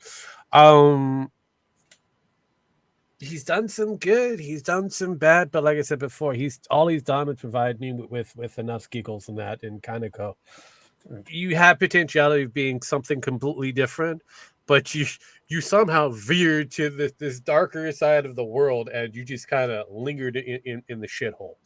Which go for it. Well, it's funny like this. It's like I've been accused of being a Tonka simp and Tonka supporter, all because I talked to the man. He has a really no! How dare you talk to a person like that? He has an interesting take on video games and pop culture and stuff like that. Anything that does with wrestling or him going at people online, I don't fucking care. No, I would still have fun with the factor that he showed for a fight that should have happened. I straight up said to his face he was a fucking idiot for doing that shit. I know, right? Never say you gotta go someplace and never show up. I mean, seriously, fuck. Yeah, man. I mean, he did what he did, and he'll always be remembered as the guy who didn't show up to a fight. Yeah. Oh, and then afterwards, which I find funnier, it's the fact that he decided to put a wrestle match together so he can win a belt that he bought and made for himself. Well, what's funny after that? Uber cringe. What's funny after that, because there's more to that than that. It was after that he started doing a thing at a wrestling ring called Pro South, And that's why he was doing a lot of stuff. That's what that was being done at. And then afterwards, him and the owner of ProStop kind of had a real bad falling out. That's kind of when I stopped communicating, because the bad thing with that one is I got implicated in something else in that whole deal, because the owner of ProStop was talking to me about trying to get his fucking recording equipment fixed, because he didn't know jack shit about YouTube, and everyone pointing them towards me. He's like, hey, he's the tech guy. Anything with video, audio, anything like that to make your wrestling stuff better, go talk to him. So I'm sitting there talking to him, and then all this shit goes down between him and Tonka, and then I get implicated because I'm talking to him, and there's lies and stuff being spread around. It's like, I'm just gonna back out from this. You guys go ahead, go at it. Yeah, basically, yeah. Nah. I mean, if anybody wants to be upset with anybody on the internet, you could be upset with Leafy is dead or whatever. Oh, dude, it's the boy. Leafy is queer. I know, right? He went from being a twink to I have no idea what the fuck he is now. He's hit the wall. I know, man. Jesus fucking Christ! I didn't think it actually happens with guys, but apparently it does. Ooh. But yeah, no, we've seen a lot of different lolcows out there on the interwebs, and like I said before, you can love them, you can hate them, you can whatever you want. It's all your personal take on the thing. But for me, unless this person is outright convicted of a crime, hell, there is what was that black dude that was convicted or arrested for some pedophilia crap after you got pedo hunted. Oh, careful. Careful, you're on YouTube. I know that black dude. I can't remember his fucking EDP. name. Yeah, thank you, EDP. Yeah, he's back on the tubes. Yeah, he's back. He's back. He's doing his thing. I'm like, okay. He's got the same amount of numbers, if not more, than what he had before. So I was like, whatever, man. Yeah, Josh and Kiwi had a real interesting take about him. It's like, cool, he's moving on and stuff like that. He'll always be known for this, but it's like, yeah, it is what it is. And it's like, yep. Oh god, there are so many weirdos out there, but hell, the people I can't stand is someone brings shit up from happened 5 or 6 or 7 years ago. Oh, look at this guy. This guy was this from way back when, and there's a lot of people out there like that. It's like, I know. Stop. It's good to it's fine to reminisce. It's fine to talk about it. Oh yeah, that's fine. But then they're trying to implicate someone or for something way back when, and it's like, well, fucking stupid. Well, it's trying to bring up something. It's like happened. Good point to look at that is like Ricada with Montegraph. That is hilarious right there. That's a classic example right there. Fuck. The sad thing is I want Montegraph to win, but I don't want him to win. That card is still going on? I know. There's a reason why I want him to win is so that people like Ricada and that would shut the fuck up about just kind of just labeling people this particular word, which is unhealthy and it's just nullifying the actual word itself to a point where a certain community could bring it in to be part of the asterisk and the A++ whatever it is, which is weird by itself. Stop doing this. But I don't know. Like I said, I don't want him to win, but I want him to win because if he wins, there's another problem that goes with it. Yeah. Well, and there's also another problem if he loses too and Ricada wins because it doesn't matter which way that fucking pendulum swings. Either which way is bad. The best thing could be is just the two of them kiss, make up, and just settle out fucking court. That's the best. I don't think they'll ever kiss right now. Well, you know what they should do? They should do like one of those celebrities, death matches or something like that. Just call it a day. Yeah. Just go out, fight each other. Yes. Yeah. Let's get Keemstar to organize. To have them duke it out. Yeah. That'd be fucking hilarious. But that'd be great. That's money in the pocket. that And case that's like watching. That was like watching the two whales in the boxing ring. That would be That was Boogie I got oh, copyright fuck. struck for that one. It was Boogie and Wings. Wings of Redemption. Yeah. He got his redemption, all right. Yeah, I got copy struck on that one. I know, and I was at work when that happened. So, but no, that case, there's a trial case set up already right now. They're going through discovery and stuff like that. It's not set to go to trial sometime in like 2025. So, yeah, Mercator's Mercator fucked up on that one. No kidding. And come to find out too, there's a lot of stuff that's been said about Monty that's turns out that there's no actual proof for. And you got all these shocker lawyers. How that is. Look, Monty Graff is an insane motherfucker. I'll give him that. He's crazy. He's insane. He's a conspiracy theorist. He's nutty. He's a loon. He's a whack job. He's all this stuff. But he's like nuttier than a peanut. He's nuttier pretty than much. a payday bar. But to say he probably did anything with a kid, it's going far out there. Especially the fact that you had some of these internet lawyers that named it. Oh yeah, he did a snuff film that had a child in it too. Well, they did retraction statements. PR retraction statements, and that's the best way I can include it because apparently there was no actual kid in the film. It was someone of age, looked like one, and it wasn't a snuff film. It was just a film, questionable at best. You really kill it for what it is, but it's like you had all these lawyers out there on Nick's side now giving retraction statements, and it's like why?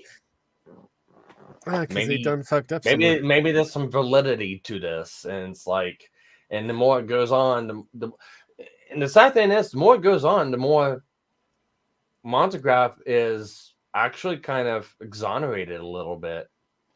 Look, I like Nick, but sometimes he gets a lot of things wrong. Yeah.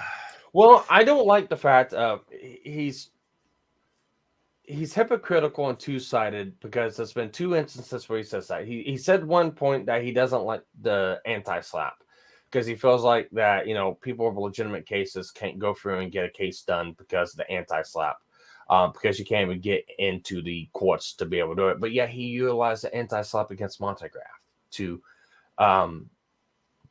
try to win on that one. He lost it, but he tried utilizing it even though he stated epically he does not support it and he will not use it, but he used it.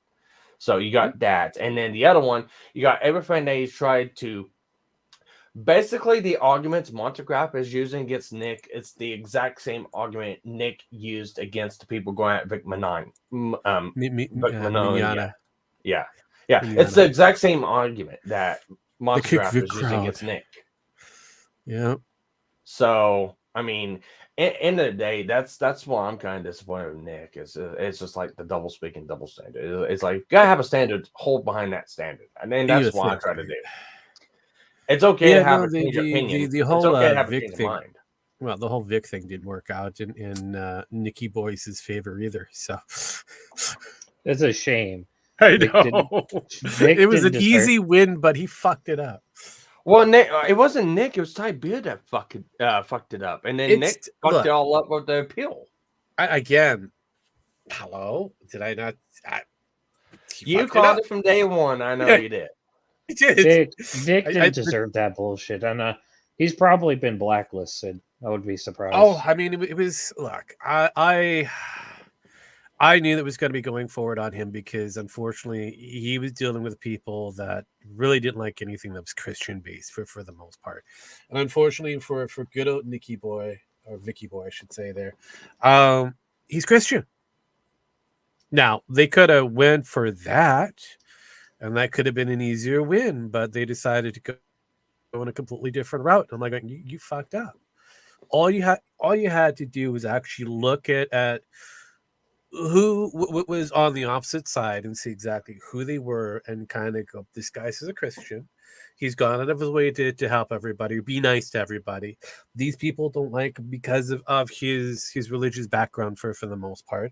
It's religious discrimination. Pretty easy. But they've had it out there before that they don't like anybody who's highly religious.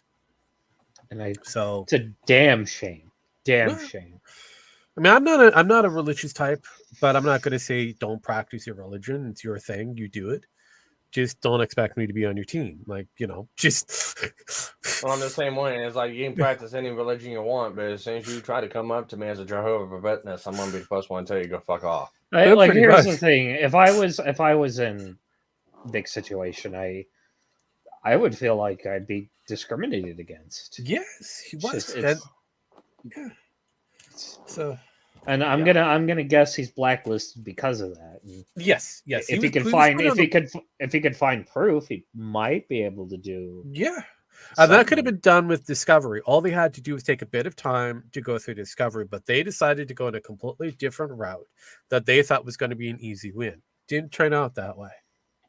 Wow, it's like you shouldn't trust internet lawyers online. I know, right? Yeah. Well, the sad thing is, he's an actual lawyer too. But I know.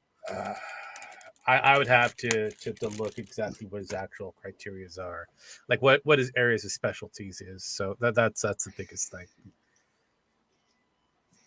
Yeah, because as a lawyer for good old now I it didn't work out in his favor for Mignogna. So. Some great lawyer that guy is. Lawyers, those two guys were. Tie beard and... I know, man. Jesus fucking Christ. But I called it a while back. And some of the inner circles that we have within both myself and Sparky's group, they're kind of looking at me like it was kind of crazy. But I called it. Well, did. So, and the problem is, it's like you probably could have gone with the religious thing, but even then, it was an uphill battle because, I mean, Funimation used the discretion, and they didn't cite that was the reason why they got rid of Vic. The reason why they got rid of Vic was just the allegation. Well, no, it wasn't even the allegations. It was the public outcry. Allegation. Oh, it was mostly. Well, the allegations led to the public outcry, but it's a cause and effect. It's a cause and effect, but that's the case. That's not Funimation's problem, and they're well within their rights to terminate him. So his fight was got to be with Monica and all that. Monica and her fucking dumbass boyfriend. But even then, the problem is with discrimination. Not discrimination. With allegations like that, there has to be a reasonable belief that this was done. And the problem, how do you disprove reasonable belief? And that's either which way, he was fucked from the get go. Yeah, no, and I will agree to Monica Real still will not name the women. Yeah, I know, right? She's still. It's like she's bullshitting.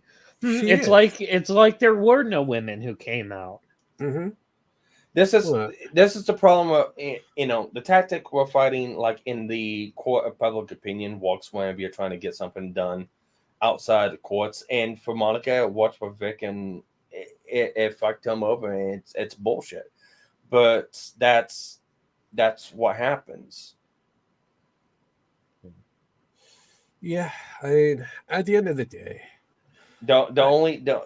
Monica said, before you go, the only saving grace is it's Monica not making the claims. It's Monica speaking up for someone who did meet these allegations. It's not like the Johnny Depp trial. Yeah, allegedly. It's not like the Johnny Depp trial. Well, Amber Heard herself posted stuff. If it was like Monica that came out and said these things and made these allegations, then he probably had a chance. But no, like I said, that portion of the allegations would have never been successful. Period. I would have fought the discrimination aspect of it simply because of the factor that the previous owner, he and his team were more of a Christian-based organization prior to hiring Monica Real. After it was handed over to a different, set of owners, that's when the whole Christian mindset became a massive factor. As well as you had Monica Real, who's been an outspoken atheist for the most part, or a very questionable atheist. And she hates anybody who's religious, I should say.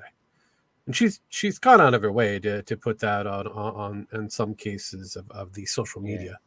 So it's like, I would have gone that route, and it would have been a lot easier to connect the dots to, reasonable doubt that this was the thing. Was it funny that caused the problem? No, because Funny outsourced that work to an American who has control over who the voice actors are going forward on their team, which happened to be Monica Real. Mm-hmm. Well, her reputation is firmly in the shitter. I don't think she really had a good reputation. I really didn't like her as Bulma, so. Well, basically anyone who was, pro, basically just like, oh, well, he did do it. Basically, their reputation's in the shitter. Oh, yeah, no, I know. But I never did like Monica Real as a voice actress. She's very terrible for some of the actual characters that she's portrayed. Ergo, anytime there's an option that they'll listen to the Japanese voice actors or Monica Real trying to play a character, I'd rather listen to the Japanese voice actors. It's always subs over dubs. I know, right? I mean, there's only been sakes, a small handful of times where I don't mind these voice actors. They fit the characters well. I'm with that with Ghost in the Shell. I actually like listening to the dub more than the sub. Yeah, but no, I mean that's, and again, it's very selective. You have to be very careful. But most people, especially in the anime world, that's been the ongoing fight, sub and dub. There are people that are very strict on the dub thing because they don't want to read an anime. And I'm like, I kind of figured it out. I'm good at looking the little subtext below, and even that's kind of questionable. Yeah, whenever play games like Yakuza, I always switch it to fucking the Japanese because I'm immersed. I'm stepping into the shoes the of Japanese world as you're supposed to be a Japanese mafia. That's how it's supposed to be. It doesn't help that fucking shithead fucking Yang Ye is now doing. Oh fuck, I hate him. He's now the voice of Kiryu in English. I'm like, what happened? What happened here? Yeah, that's who we're hiring. Some weak motherfuckers. I know. I have a perfect idea. Let's hire a bunch of YouTubers to do the voices. I'm just like, no. Unless they're actually good voice actors. I got a bad idea. They tried to replace a voice actor with another one because of political correctness, anything like that. Use AI to dub over the voice. That's a lot of work. Actually, no, it's not. It's very easy. That's actually pretty easy. Ergo, I kind of, you can see I'm able to put together a project or written words with our current AI Metokur. It's a couple like 5 minutes. Can you phrase and boom. So, well, not even that. I'm talking about using like the singing bot, because the program I use, RVC Beta. That's the one I use to dub over to make like Metokur sing. You can do 2 different voices. You can do a singing voice, which goes through and trains for singing and stuff like that. You can also do just a voiceover voice, which I have to train them up to do that. But the singing one will work just fine. But I can go through and take a show or clip, and that's what I'm gonna do for this clip for Johnny Silverhand. Is I'm just gonna strip out the vocals. Strip out the music and the vocals only, have it dub over the voice from Metokur, and then splice it back together. If anything, it takes like 2 or 3 minutes for it to split the audio out. if I need to do some cleanups, refilter a couple different times, might take another 2 or 3 minutes. After that, it takes about 5 minutes to transpose to voiceover. Once the voiceover is done, go over to the video editor, put it together, sync it up. About another 5 minutes to edit it out. Boom, done. It's very simple. Once you get the process done, once you get the steps and the processes in order, it's very simple to do it. Now, if you're doing this for the first time, it might take you a couple hours, but I've got it down to where I can make a song. If it's a simple song, I can get it done within about 20 minutes. Yeah, no, and it comes back down to what kind of annotations that you want to have, because vocals are a little bit different. So same thing when it comes down to voice actors, in that you have them read a line and then you just give them different annotations, whether it be ending with a question, add a explanation point at the end of it so that it sounds like they're yelling a little bit, or higher octave, things like that. So same dealio. Yeah. We're just taking the bot who's already got a model, and then we just have to tell it exactly how to generate. That's it. Yeah. See, one of the things that we want to do, and we haven't gotten around doing it yet because we've been too busy playing around with the AI bot from Metokur. But like, one of the things we want to do is, like, have Rogue read some lines, make a AI voice panel, have me read some lines, do an AI voice for me, and then read the same lines, swap the audio over, and see what happens. Will the AI for me, when it's recording over Rogue, will it capture my lisp? Will it capture my impediment? Wait, it will? Yes, it could. It does pick up on some. You've already played around with it. I've played around, but it does pick up some. I want to say artifacts. It's the best way of terminology. There are some artifacts that will pick up. Whether you want to consider it a complete lisp or not, or whatever, it is picking up something. Yeah, there's a discrepancy, and it's trying to even it out. And then vice versa. If I read off a couple lines and put Rogue's voice over on mine, will that AI voice pick up my lisp and stuff like that, or will it read it correctly? So that's kind of some of the stuff we want to experiment with and play around with. So it's truly remarkable, some of the things you can do. But one of the things that for sure is it's for a fact you're not gonna have an AI come out and be 100% the person. You always got to be able to tell it's not the actual person. So like me, you're not gonna.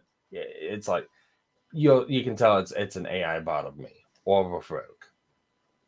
Especially if you're just typing it to say something. Now, if you're dubbing over for it to say something else that the person's already said, that one is questionable. It just depends on what the bot does. Yeah.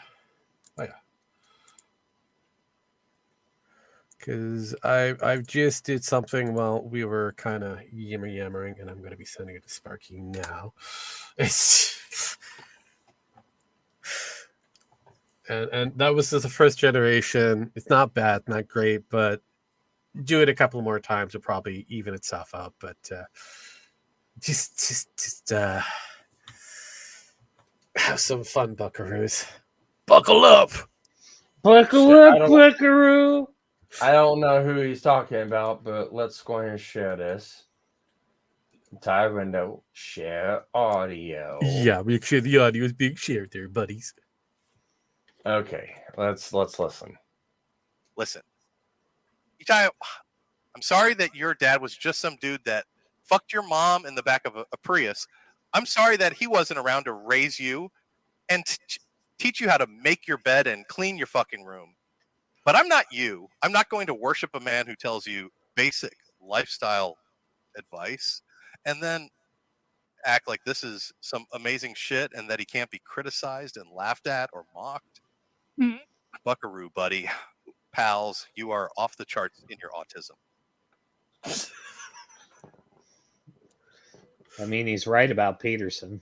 See, there we go. So, and all I have to do is kind of, if I wanted to even on a few of those little kind of wonky bits, just either go in, change it myself, or B, have it regenerate, and it just does its thing again. So, yeah, that is a quote based off of a Q&A off of Jordan Peterson. Yeah. So. Yeah. Some of the stuff that we when we were first messing around with Everlamps, oh god, it was like the beginning of the year when we were messing around with Everlamps. We would sit there and just give it quotes and sayings, and I mean, the more you use it, the more it learns and picks up on what you want it to, how you want it to sound like. But there's sometimes a video off real somber. There's sometimes a video off like speed of fucking light, just no fucking breaths in between. And sometimes it'll be speaking just fine, and all of a sudden just get excited in the middle of it. And it's like, well, what was that for? Yeah.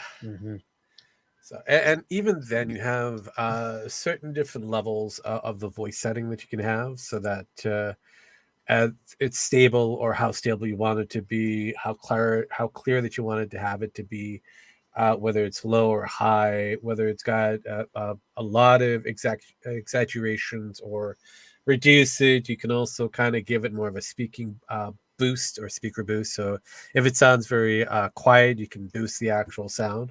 But what I end up doing is I take the actual audio, put it into my editor program, and then I just kind of tweak it from there to either remove something that I don't like or add in something that I do like, and then there's that sound bite.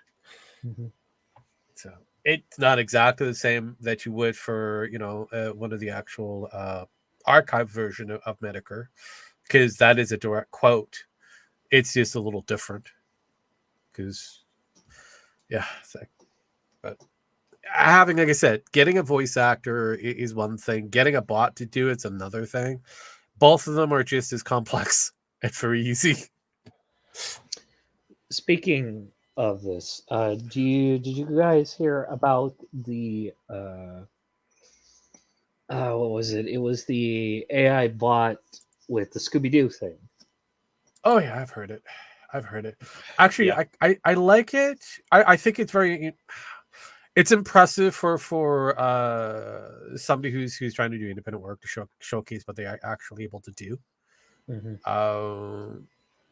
I could see industries getting completely upset, especially within the voice acting or whatever kind of animation department, because they're stuck with, unfortunately, dumb I'm going to say lobbyists, but it's not. What are the people who are on strike now because of the oh fuck, what are they called? Unions. It's the unions that they're actually forcing a lot of this to come into play, because they know that it's going to be affecting their bottom line, their income coming into them. Because if a studio has control over the AI, that means that the union is not getting any money, as well as the agency is going to be reduced a degree of income. So it's like, I see it. I just find that the Daphne voice actor I'm going to walk all over you there, Plank, just for a few moments. Sparky, what? There's a giant mutant turtle that'll be coming out soon on Netflix. I'm excited. You talking about Gamera? Yes. My boy. Is it is this going to be an add-on to Singular Point or something new? I believe it's done by the same. I have to look into it, but I just saw this on the Netflix side of things. Gamera, one of my favorite kaijus, coming to Netflix. So STC Watch Club then. Oh fuck me, yes. I am. Look, I love kaijus. I'm sorry, and my personal favorite kaiju has always been Gamera. I mean, Godzilla's great, but I've always loved Gamera. Giant turtle. That. So I know it's not in continuity, but I was like, baby, what? Who was Baby it? What Godzilla? Was it? No. It was something that they did in Dragon Ball. Roshi, come to me, flying. Baby gamer. Little baby, It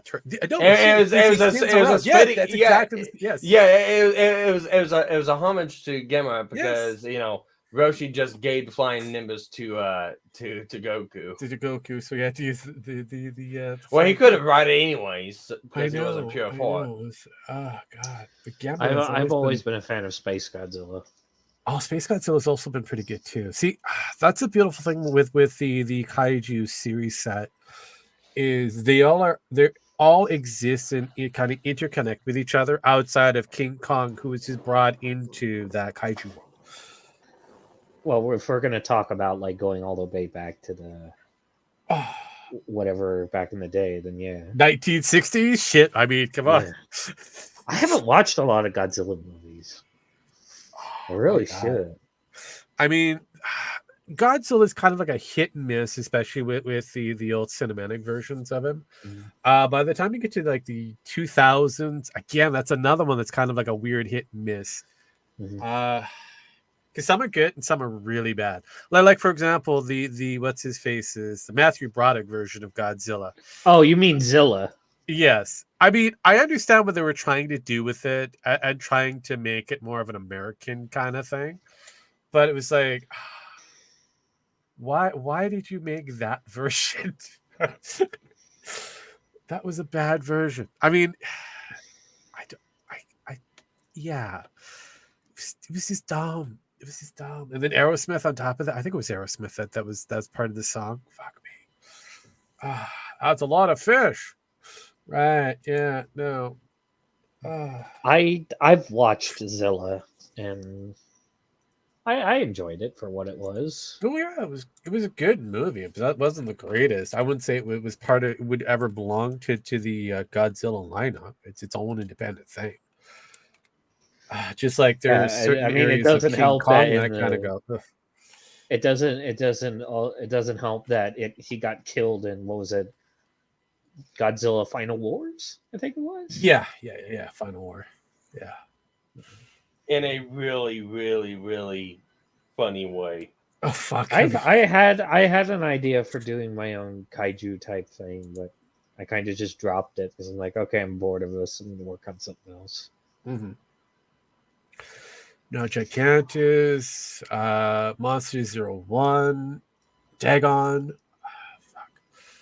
Berserker, yeah, that unused Mechagodzilla, yeah, like that was pretty cool. I'm just like, man, this would be a really cool thing to do nowadays. Is have like I know a Mechagodzilla that's like that. Yeah, I mean they got pretty close with their King Kong Godzilla crossover with their mecha. It wasn't too bad. I'm not gonna say it was.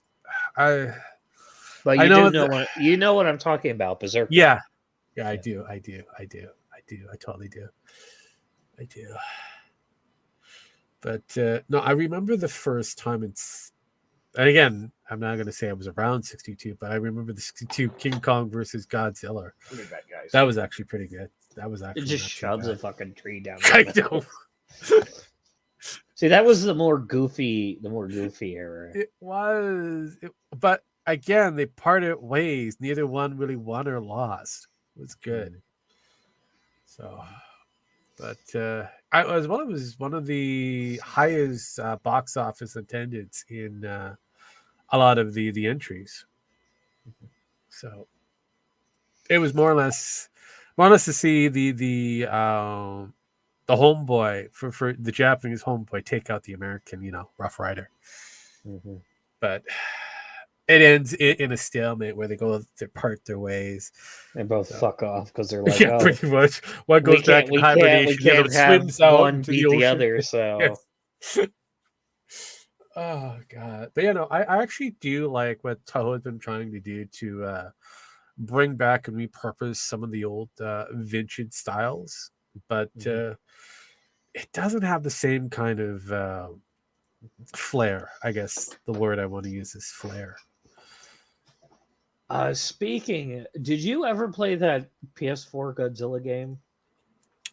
Yeah, a really unfortunately, weird one. Yeah, there's been a few Godzilla-based games I've played, including the PS version of it.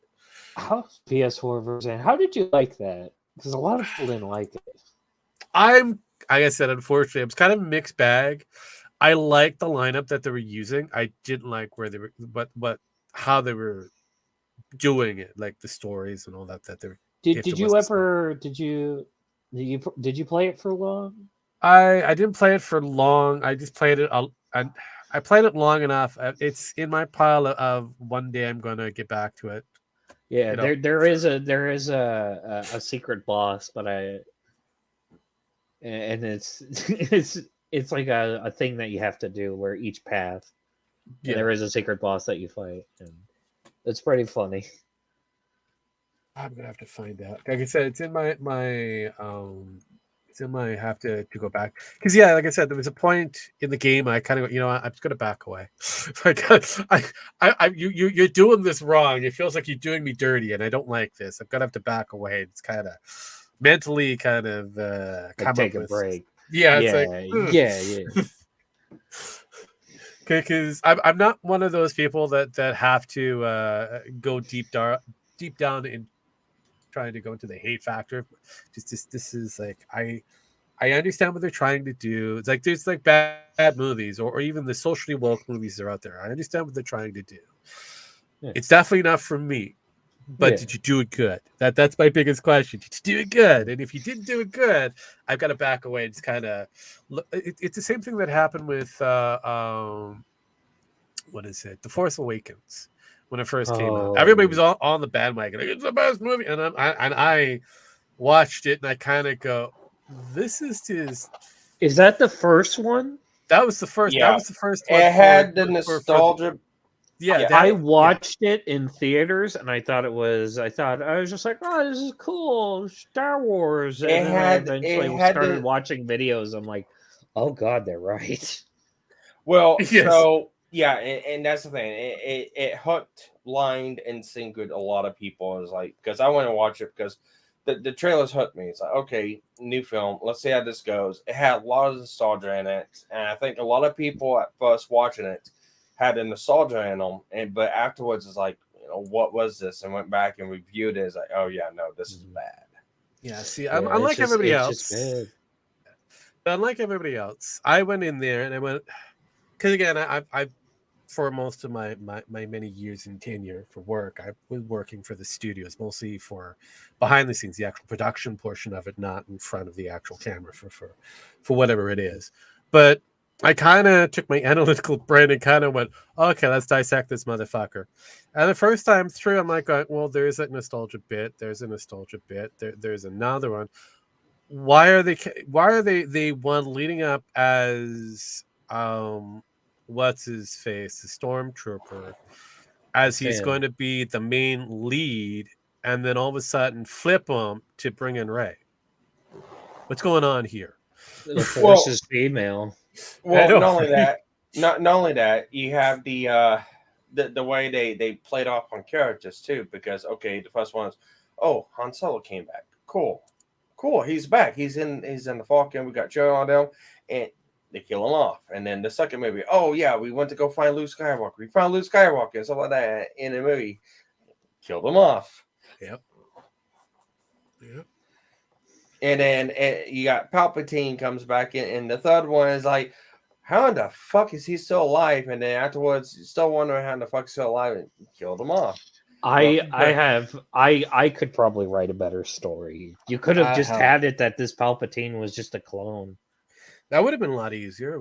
I mean, literally, all they could have done was just be like, let's borrow a bunch of shit from the extended canon and then just port it over. Yeah, so I don't like the new canon. That I consider it at one point, seemingly at one point, the canon basically just went off on two different directions.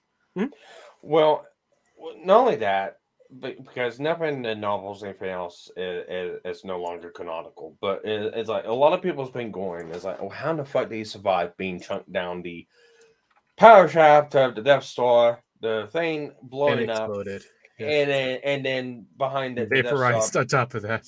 Is like, how the fuck do you survive? It's like, well, it's actually kind of easy how you survive because they do explain it in Rebels.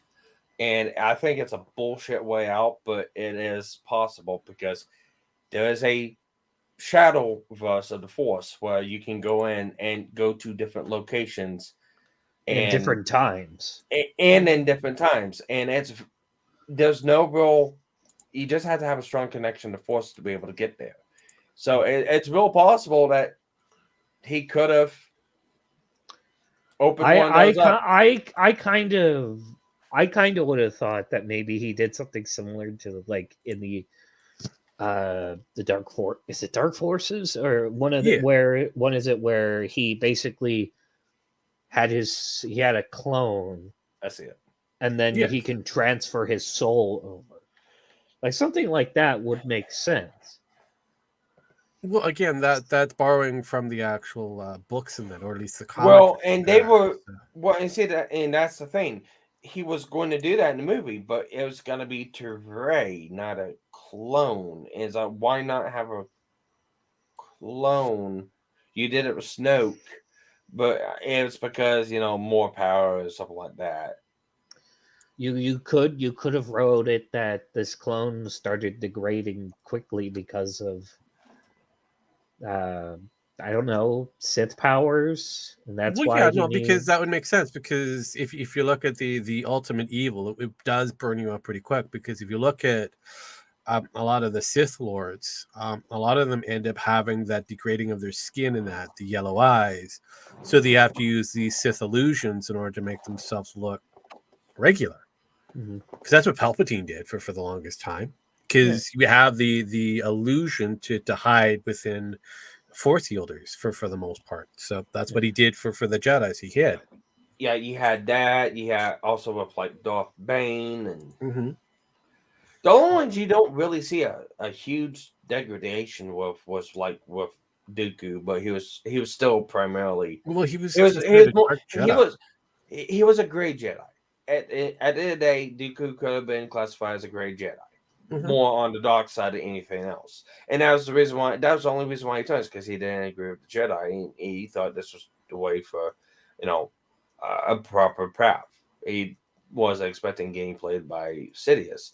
Another one he had is Darth Maul, but even then, he wasn't really a Force user. He was a warrior bound by dark magic by his tribe. That's where he gets his abilities and skill from. It wasn't really the Force. Yeah, he had a connection with it, but so did everyone in that tribe. But it was more black magic than anything else. Same thing with Ventress. Ventress had very, very slight powers, but even Ventress, you can look at Ventress because she was at the same clan as Darth Maul. She was she was a Night Sister. Maul but the Night Sisters are the one that they came from the same planet, because the Night Sisters they basically take the Maul's people and use them as slaves. And they're the men. Yeah. So again, the same thing for Ventress. You really don't see degradation. Unless it's like Anakin, but that's from battle damage. Same thing with Bane, that was battle damage. And it's just they never really tapped into. Bane did tap into a lot of the dark sides of the Force. Well, he also ended up having those what the fuck were they, the impenetrable or bugs in that was all over him for his for his I know armor. what you're talking about. But yeah, it's really people who you degrade using the dark side of Force one or two ways: either battle damage, like with Anakin, or just using the dark side of Force all the fucking time, like Palpatine. Yeah, like Palpatine, because he was just an overused battery. Best way of putting unlimited power. Yeah, pretty much. Yeah. So it is a fact. See, that's the one thing that Kennedy kind of screwed up on. It was to allow the source material that they had to be removed completely. So the extended universe was there. They could have just kind of borrowed heavily from it to help redirect, but she's another one that really made it challenging for anybody directing wise to try to take over. Well, what basically happened is she wanted to leave her mark. And this isn't just the Kathleen Kennedy thing. This is everyone in the media industry now, where it's basically, I have no respect for the people who have come before me. I'm going to come in and leave my mark, and then I'm just going to move on to the next thing and then leave my mark there. It's a cycle. I mean, look what's happening in the writer's strike. Oh, I know. People, they don't care. They just want to leave their mark, and then they'll fuck off and go do something else. I guess, but see, the problem I have is I look at, okay, you can go into the Marvel universe. You have Stan Lee, Jack Kirby, who pretty much paved the way for comic books for the most part, X-Men included, but one of the major forefronts for Marvel completely.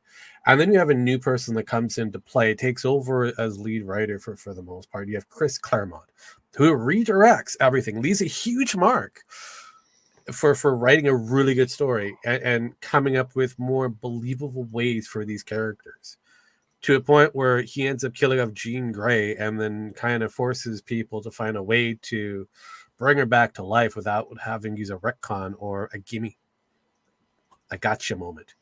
Mm-hmm. So, now if you look at the new writers that have taken over, Krakoa, all the X-Men are now plant-based. It's like, okay. So there's no death is kind of, who cares? Oh, it's a multiverse thing. Yes. Anyone can come back. Yeah, pretty much. It's like, it's pointless. What's the point? I mean, with having death being, the ultimate end for that character, that is, you have to reconsider how you're going to bring this person back. If you're going to bring them back, how you're going to, deal with the aftermath. If you lose that character, you're going to replace them with a different one that's similar to, but not exactly the same. And it's the same thing that happened with Wolverine. How many times has Wolverine died to be resurrected, again?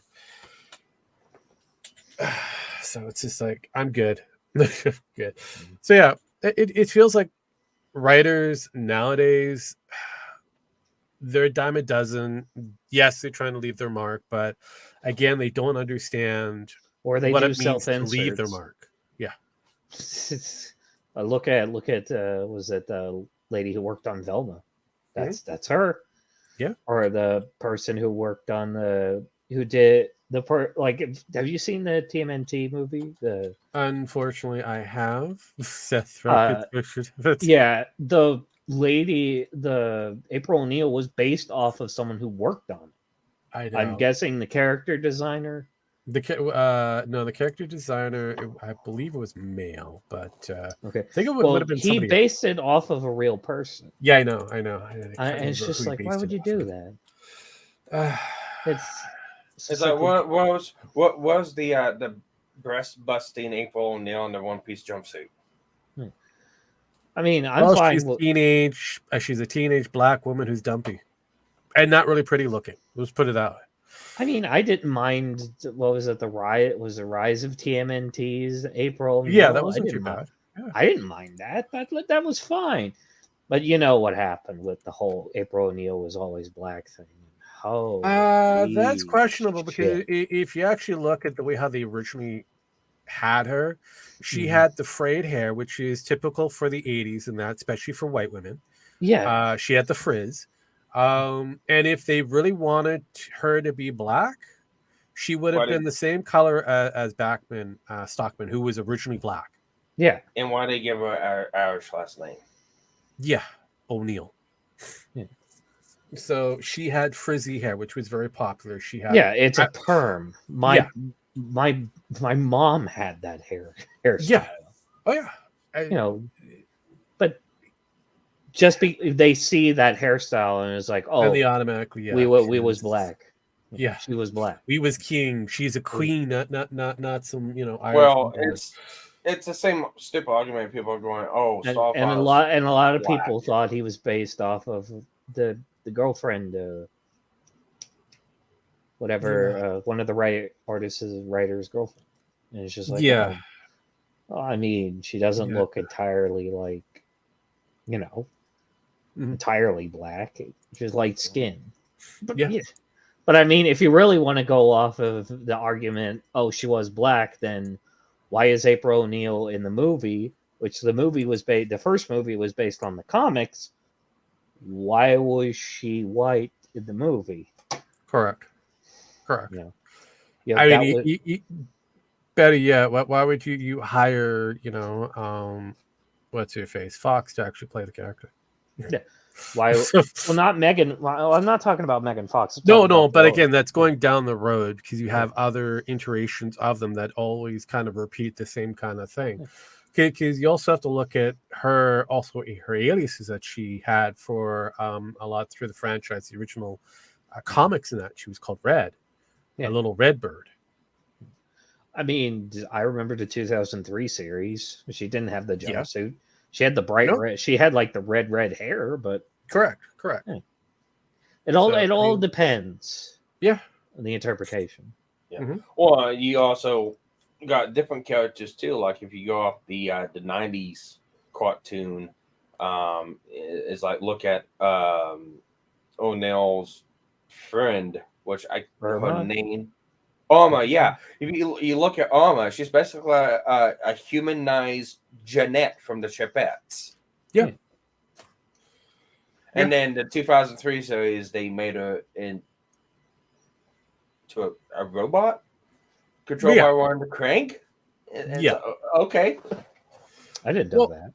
Oh yeah, they've always been plot point. I mean, the beautiful thing about the Turtles, they're the only ones who can actually say that they have a proper multiverse.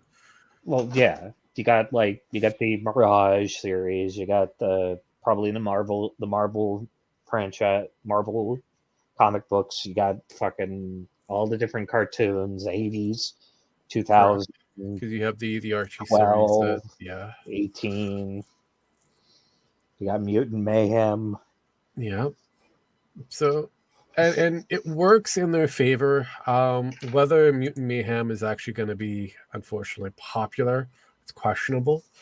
I do know that Paramount is already kind of slated an actual animated series that's going to be on their actual streaming service for them. So that is kind of a gimme. It's going to be based off of the merchandise, whether this is going to be very successful or not. The actual movie itself, it's just a movie. Or are we going to see the white April O'Neil? I don't know, but it has. Did you see about that? I've seen it. I've seen it. No, because if you go into the other market, the Eastern market, Western, Eastern, you go into the Eastern market there. She kind of is white. They kind of reduce the amount of melanin that this April O'Neil has. In the Western market, they darken her hue up. So it's interesting the way how they've kind of created that divide already. And for the toy market, if it's already out there, that it means that there is multiple different versions of it. Just like what happened with Sonic the Hedgehog. There was multiple different versions of Sonic. So you have the original one that came out for the movie version, was supposed to be for the movie version before a recreation, a redraft of the character before you get another launch. But the toys were made prior to the recreation. That's why you have two different versions of Sonic that's out there. So it's like, it's weird. It is just. It's fascinating when you go into the entertainment meets toy market, because they're the first ones to actually see what the concept art is going to be, what the final draft for these characters are going forward with, as well as what other base characters are going to be found throughout the movies that they can actually add on to this roster. So but with that, I've got to cut this off because I want to get this one thing done the cyberpunk before you gotta go to beddos. Yeah, now I gotta go take a shower. Then I gotta go bed. I gotta be up. Yeah, I gotta hit the shower too. But hey, it was a nice conversation with you guys. Yeah. Well, and before you leave, you do Discord, don't you?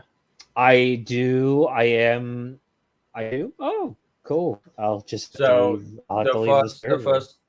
first link is to my Discord. The second link is to the GNF Discord. Yes, my Discord. Well, I'm gonna say it's Dragon's Discord. I have a tendency of fucking things up and wiping on a Discord. So yeah. I will definitely. My name is different. It's Uncle Murphy because my old account got named. That's all good. But yeah. That's fine, as long as you don't call yourself Uncle Howdy, I'm good. But yeah, jump on in. It sounds like you got some good topics. We talk about this stuff all the time. Feel free. Yeah, I post a bunch of art and shit.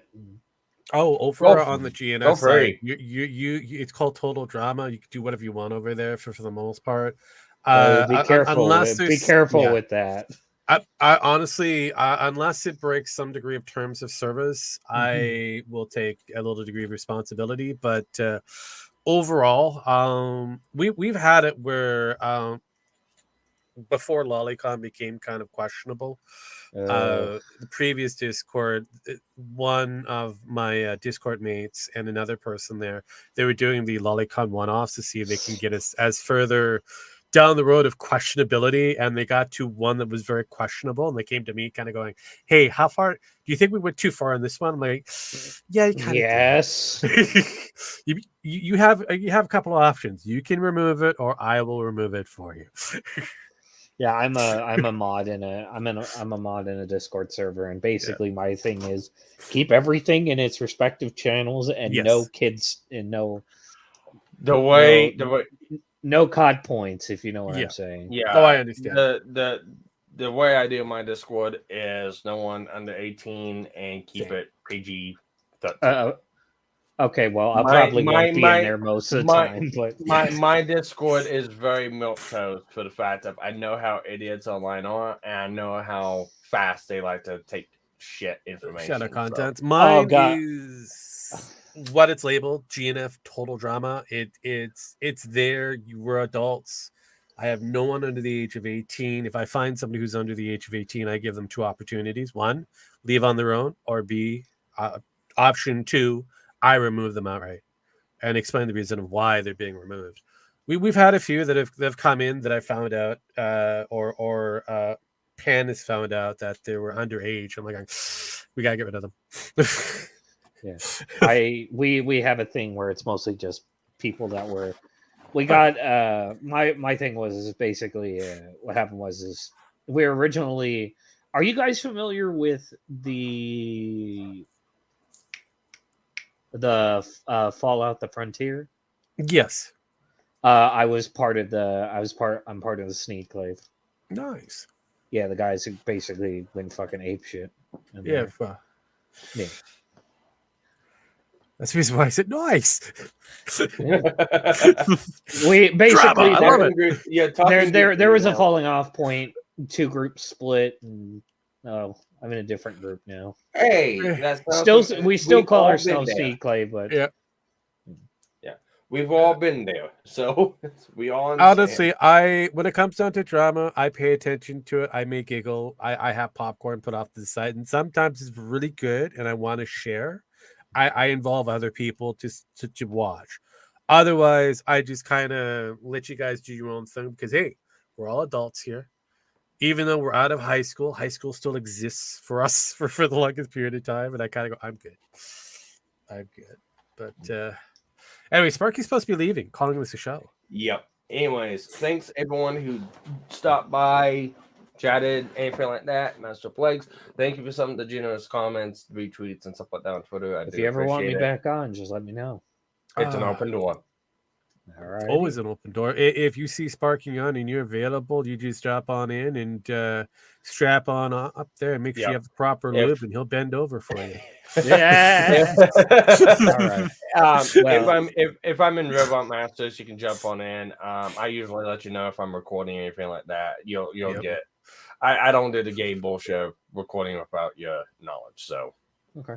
All right. Well, if you see me in one of my other rooms and that, like, you'll be pre-warned that you could be being recorded, because I have a tendency of giving you at least a moment, like a minute, to see if I can catch some out of context kind of moments, just because I like the sound bites I could use for later, because for shits and giggles. And like, oh, by the way, you're being recorded. Right. Confetti cannon, right? Yes, That's correct. Yes. I want to see Jim's confetti cannon. Oh yeah, that moment. Before I die, Jesus fucking Christ! What the thing Ping comes out with, it's insane. All right, so with that, all right, gentlemen. Thank you, everyone. Yes. God bless you. Have a wonderful night. I'll see you guys later. Alrighty, you have some great Later. night. It was fun. It was always awesome. Yeah. So with that, night, everyone. Good night, people.